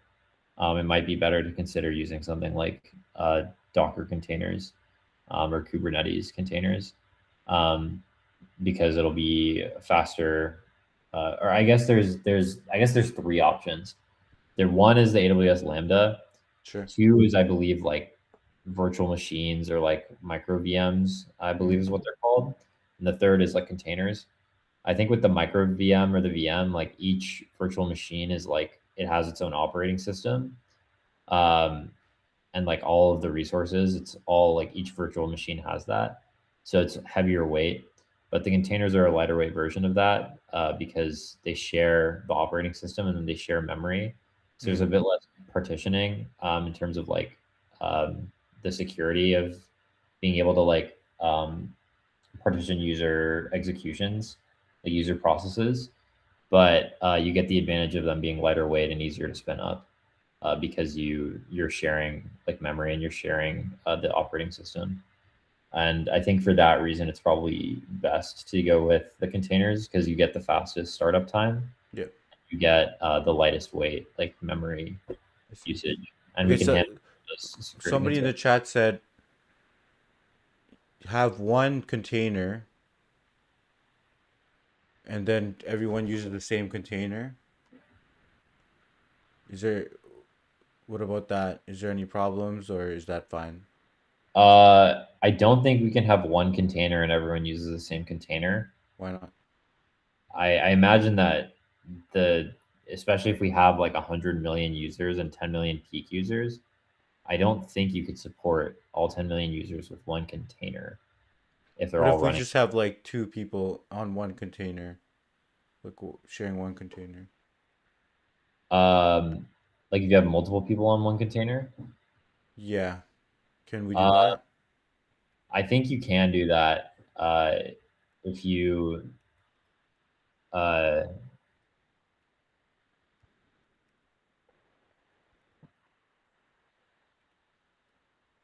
I think you can do that. Yeah, I think you can partition their access to the file system to only be able to access their own process and not like files or processes of other users. I see. Okay. Yeah. thanks for talking about the different approaches. Let's keep continuing. So we're gonna use containers. How's it gonna find out which container you use? Like how's it gonna find which contain like how's the WebSocket gonna know? Yeah, exactly. Um, yeah, so there's a couple ways that that we could do that. Um, the so one option is to use consistent hashing. And so you'd have like, I guess, a directory of mapping like users to containers like when they connect. So like when a client connects to a WebSocket, we open up a container instance. And I guess that would happen like when they open up a workspace, we simultaneously open up a connection with a container. And so that would connect them to the container, and then we would map them in a directory, and then via consistent hashing, we would potentially like yeah, we would know like which one to add them to. That's one option. The other is to use something like pub sub to connect them. Yeah, basically to map that relationship. So the publisher would be the would be like the container ID, and then the subscriber would be the WebSocket server. So when there's updates from the container, then that WebSocket server knows to get that update and then send it back to that client that connected to it. Those are kind of the two options. I think the trade-off between them is that uh, consistent hashing might be a little bit harder to maintain because then you also have to keep like a distributed uh, like database for maintaining some of those like directories, and then you also have to like manage if WebSocket servers go down, like moving them between like draining some of those connections and moving them between uh, different like servers. So I think it's probably easier to go with pub sub in that case to manage who gets connected to which container and like the WebSocket updates. But yeah, that's kind of what I would say. So when it comes to WebSocket, who does the client connect to? The container or the pub sub? Who does the Or client connect to? yeah, like this, like The yeah, the end user. the client is connected to the WebSocket. The WebSocket is connected to the pub sub, and the container is connected to the pub sub. Or And then the web WebSocket is just a protocol, right? It's gonna be two machines talking to each other through, and WebSocket is a protocol. Or what do you mean? Oh, there's a WebSocket server. There's a server, and then they have a web. Like, you explain that? uh yeah, I mean, it's just a server, and then the client talks to the server via like sending messages through the WebSocket protocol. Okay. And then that gets to the container somehow. How's the WebSocket server connected to the container? Uh,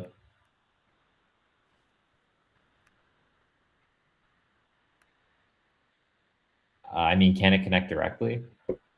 To the container? Yeah. Sure. I mean, technically, I mean, we were talking about the pub sub thing.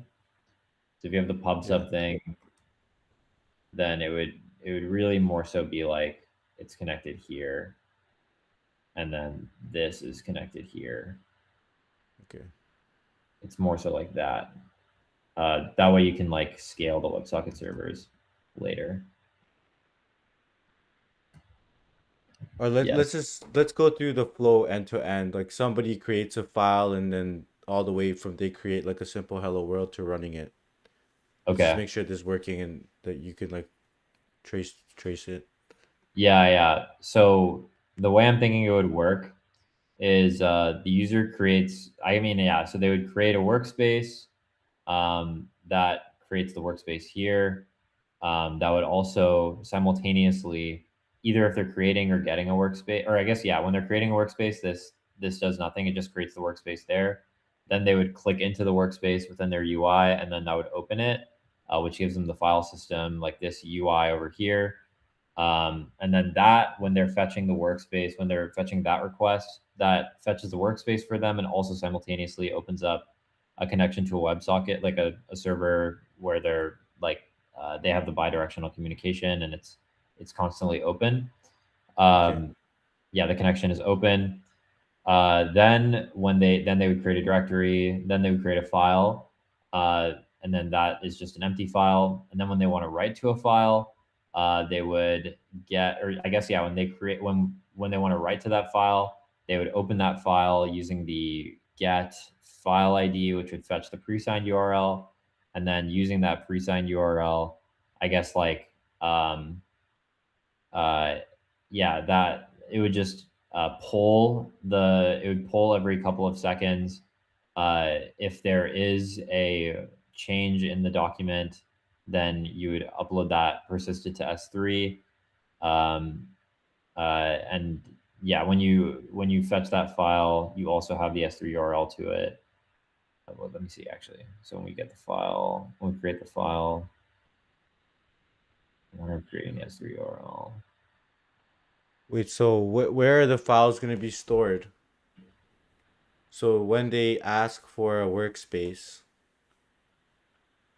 right? They ask for the workspace. Are we getting it on the client? The client getting it all? Uh, Sorry, I don't think I understand your question. Like when we ask for the workspace, so all of our files are stored in S3, right? Is that what you're Yeah, saying? yeah. So I'm not understanding how it's gonna run on the container if it's in S3. Oh,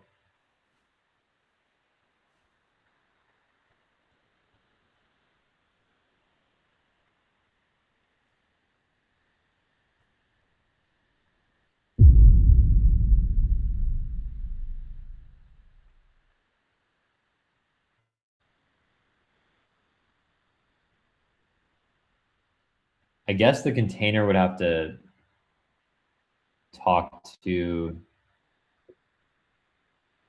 the workspace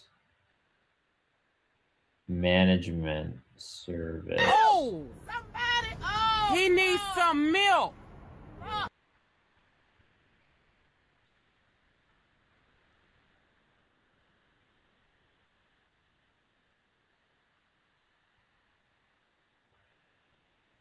Because we need the files on the Yeah, container, right, in order to run it. yeah, yeah. uh,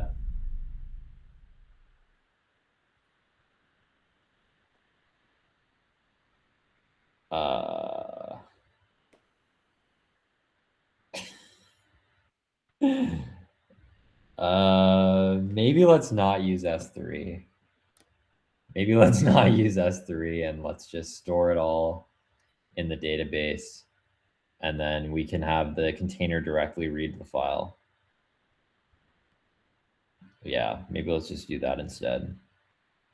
And So so when this you would, call run, it's gonna go read the file, store it into the container, then execute.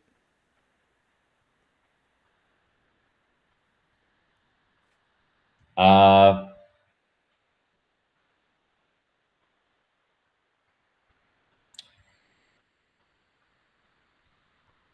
I guess I'm trying to think.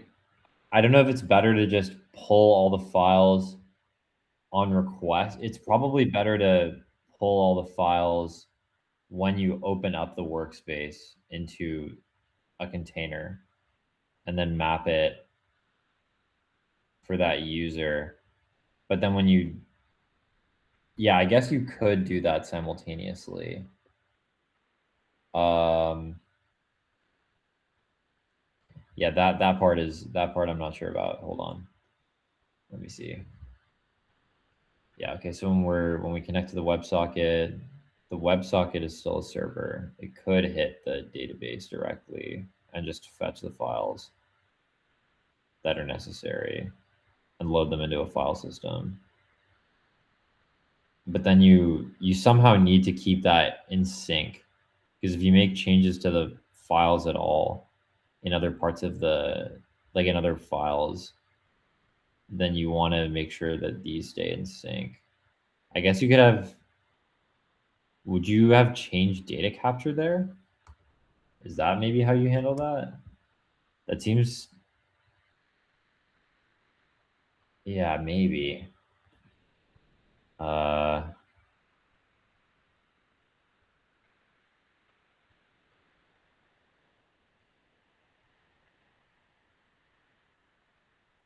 Let me think. So the client would connect to the WebSocket.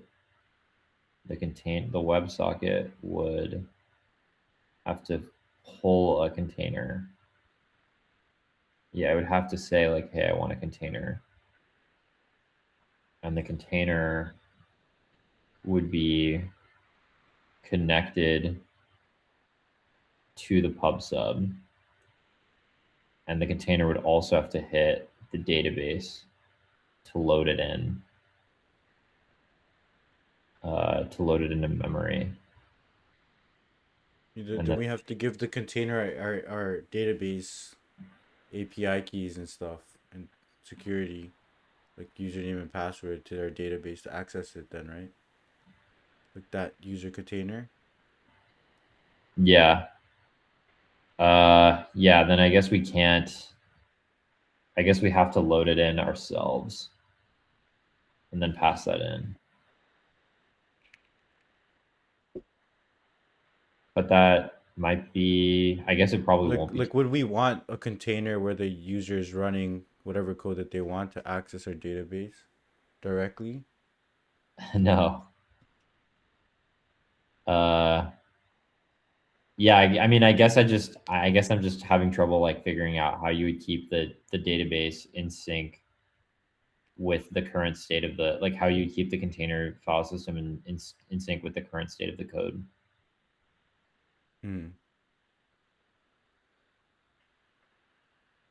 Without having direct database access. Why can't the client just directly connect to the container that they have, or that the container that they're using? It's purely because we were trying to do this real time like response stuff. Well, like what if they have a WebSocket directly to the container that's running the code?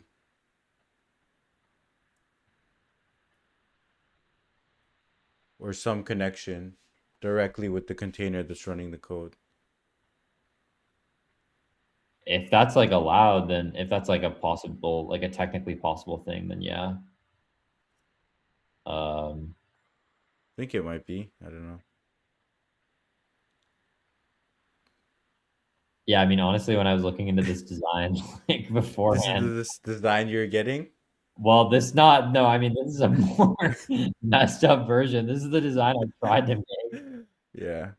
I mean, we're at time anyways. I think we got we got to a good spot for you to research some stuff after. I don't know the answer either. I was letting you drive it.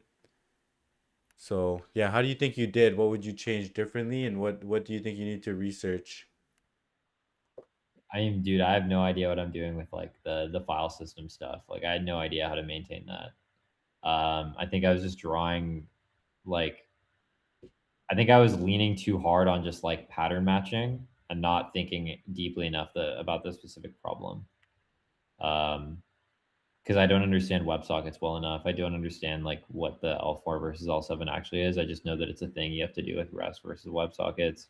I have no idea how containers work. I don't really understand how PubSub works. Yeah. Yeah, I mean, basically, I don't understand how my system works at all. That's why I was having trouble answering your questions. Yeah. Yeah, and then I guess maybe I spent too much time on this like API thing, but I remember yesterday you wanted me to be super explicit about everything, so I wrote everything out. I think the requirement gathering stuff went better today. Yeah. But also because I like did the problem beforehand. Nice. And even though I did the problem beforehand, you like I still had no idea how to do the actual like design. So Yeah. So let me look through what we mentioned or what we did. I think with the requirements were good. The main thing you missed was just seeing the output. So yeah, just if I usually that's a small thing which I was just like, are you missing any functional requirements? And then you eventually got to see the output, but I think I have to mention it. But that's fine. Non-functional, yeah, I like how you broke it out this time into functional and non-functional. But when you started listing out the non-functional, you kind of listed out your like cap theorem, then scalability, then you just kind of like memorized a few like five or six thing non-functional requirements, then you figured out a list of them, right? So it sounds like a bit. It doesn't sound as natural. Oh, so you'd rather okay. So it's better to just like pretend that it's free flow, basically. Not even just that is every system has non-functional requirements that are interesting for it. You know what I mean? Yeah. So like security is not really that interesting. It's interesting in this one because they're running malicious code and stuff. But you might not care about it for some other system as much. Well, everything requires security, but this one you you care about it a little bit more. Yeah, you listed out cap theorem, and then you mentioned why we want availability consistency. Yeah, I would say just like try to come up with the non-functional requirements more naturally than instead of like memorizing five or six and then trimming it down. Kind of be like, oh, to do it more naturally, be like, okay, we're designing this system. It's like we're dealing with pretend we're building Ticketmaster and we don't want people to book the same exact seat. So I think we will be interested in consistency. I mean, Yeah. but yeah, I think that's fine. You did good on that. Core entities are usually database models. Okay. So you started mentioning other things like the sandbox and process. These are things that will have that might be created, but not these aren't really part of the core entities. So I'll just not mention that. Okay. So another thing with the APIs is what one tip would be the way you listed the APIs was a bit unorganized and hard to follow. One way to do it is look through your functional requirements and build the APIs based on your functional requirements so that you at least know for sure that your APIs can satisfy the functional requirements. So first, like look one by one. Okay, we need to be able to add directories, and then list them out. Then add files. So usually, what I would do is I would in your requirements here, I would break it out further. It'd be like add, modify, delete files, and then add, modify, delete directories. Like kind of break it out. So when I'm because you try to I noticed this in your last system design is you'll have like one line with a bunch of functional requirements in one line instead of just splitting up into a couple lines. So each line should be like one feature. And then when you are going line by line through the requirements, you could build out the APIs to just make sure that you can implement each feature. That's just Okay. like a more structured way of just getting the APIs down. That makes sense? Yeah, I mean, I guess like the thing is though with this, like it literally just takes this many endpoints to be able Yeah. to do all of that, right? Like to be able to add, modify, delete files, add, modify, edit, like directories. Like you do need to have like the post directory, the post like file, the put directory, the put file. So Yeah. like how would you want me to condense it? I No, guess it's not about condensing it. It's more just like you were hopping all over the place when you were doing the APIs. I see, I You're like, see. it wasn't that structured, so it's hard to follow. Like, oh, I'm gonna make directories, and then you're jumping into some other area, then jumping back and fixing the other one. It was more. I feel like it could just be more structured, so you don't lose Okay. the interviewer. high level design was pretty good, I think. But just when we started digging into the stuff, it started to break down. Yeah, just research the different aspects. Like, I think you know a lot of concepts, but just learn them a little bit more in depth, so you don't not using the wrong concept for the right thing. Like, I think pre-signed URLs is more for uploading a file. You can update Yeah. a file, but you have to send that whole file again. It's kind of like replacing it. Yeah. So look up, yeah, all the concepts that we talked about here. You'll see the tape of where you broke down. Like, I think we figure out or learn more about like pre-signed URLs. I think when it comes to designing the data models, you need to spend more time on that a little bit, because yesterday with the recurring events, you found that out later and it just completely broke your design. And this one, you found out later that, oh, it needs to be in the container. It completely broke your design. So I think thinking more about the data models up front, like we don't want to design it in a way that like, oh, in the last 10 minutes you realize that you can't actually get a working solution with your current database design, right? Yeah. Yeah, your DB design broke like the whole system essentially after.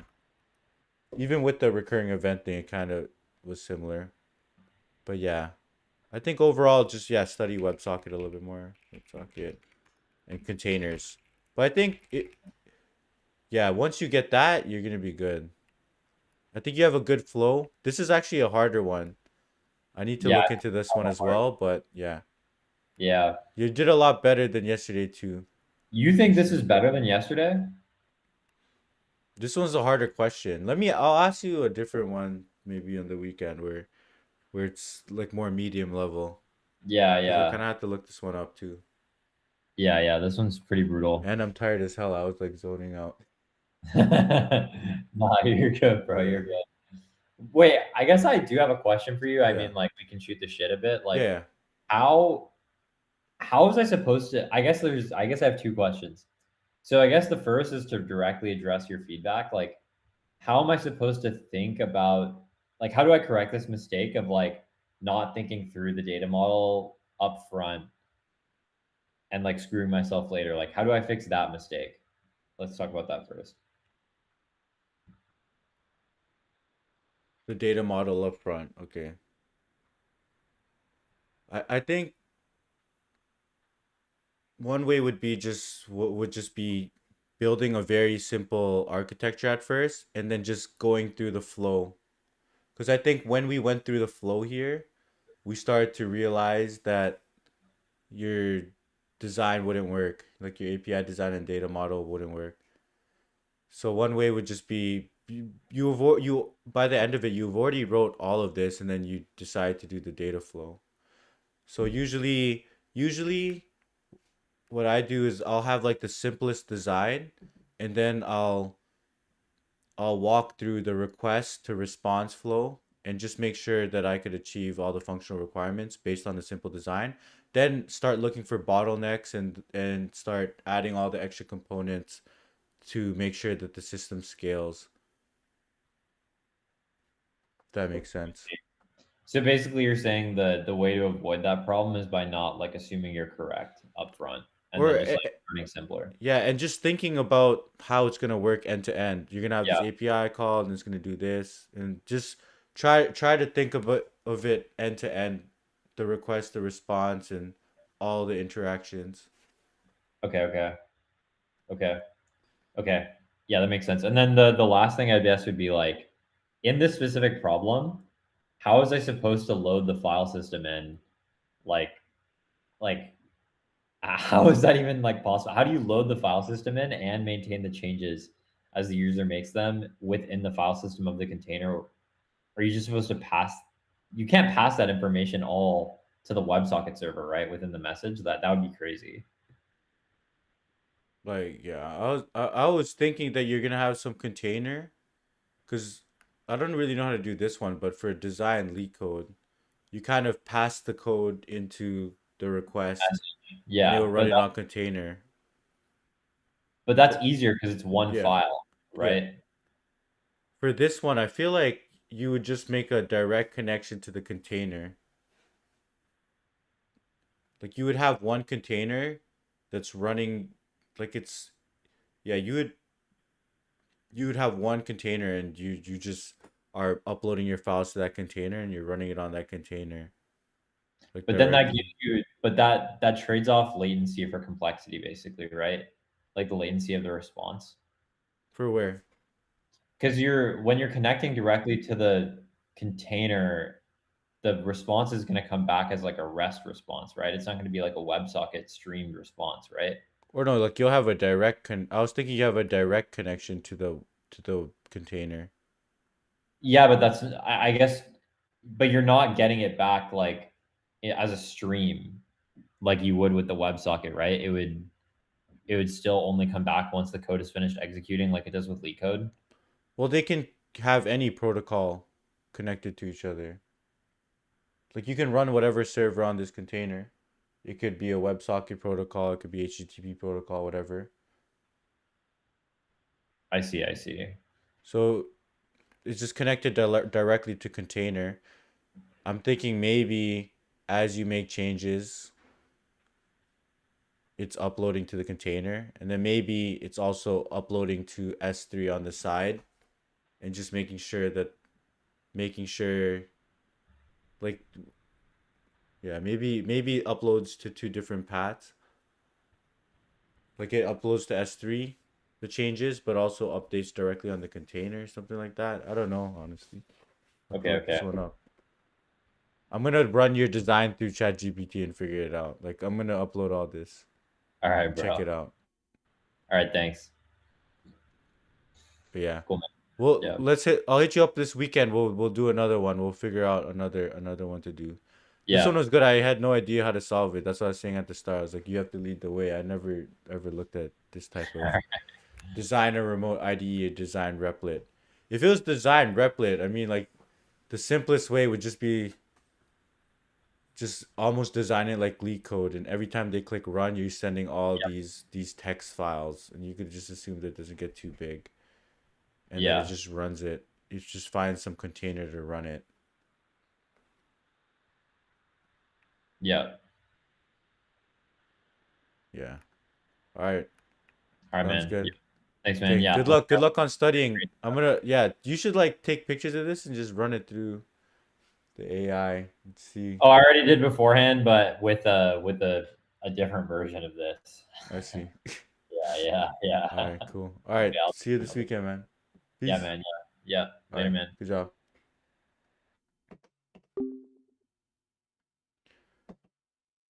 All right, chat. We gotta sleep and wake up early for a Codeforces competition tomorrow. What do we got? We got a Div 4 contest.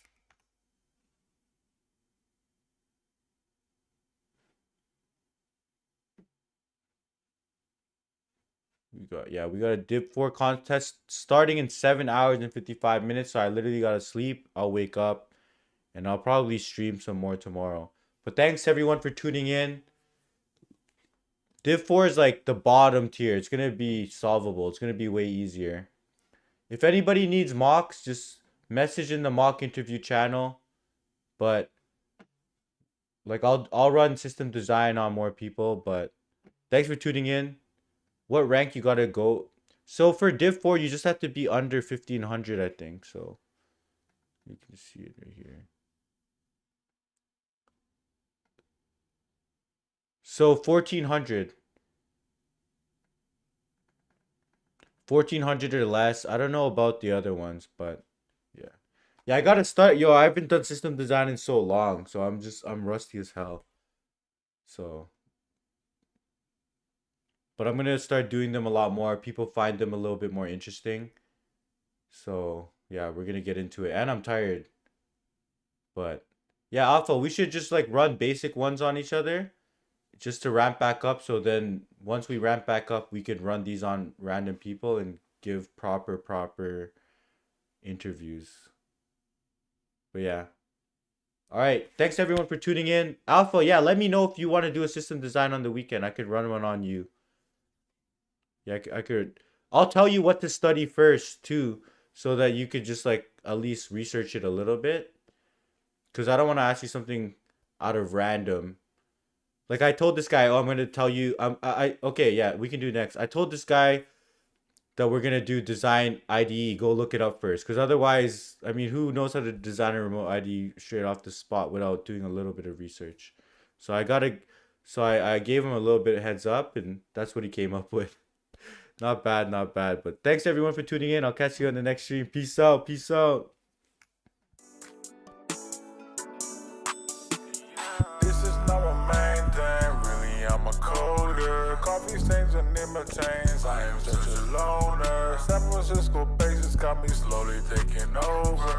I can't wait to show you that I'm gonna take it over. Lead code, beast mode, lead code, beast mode, lead code, beast mode, lead code, beast mode, lead code, beast mode, lead code, beast mode, lead code, beast mode, lead code, beast mode. This is not my main thing, really I'm a coder. Coffee stains and in my chains, I am such a loner. San Francisco bases got me slowly taking over.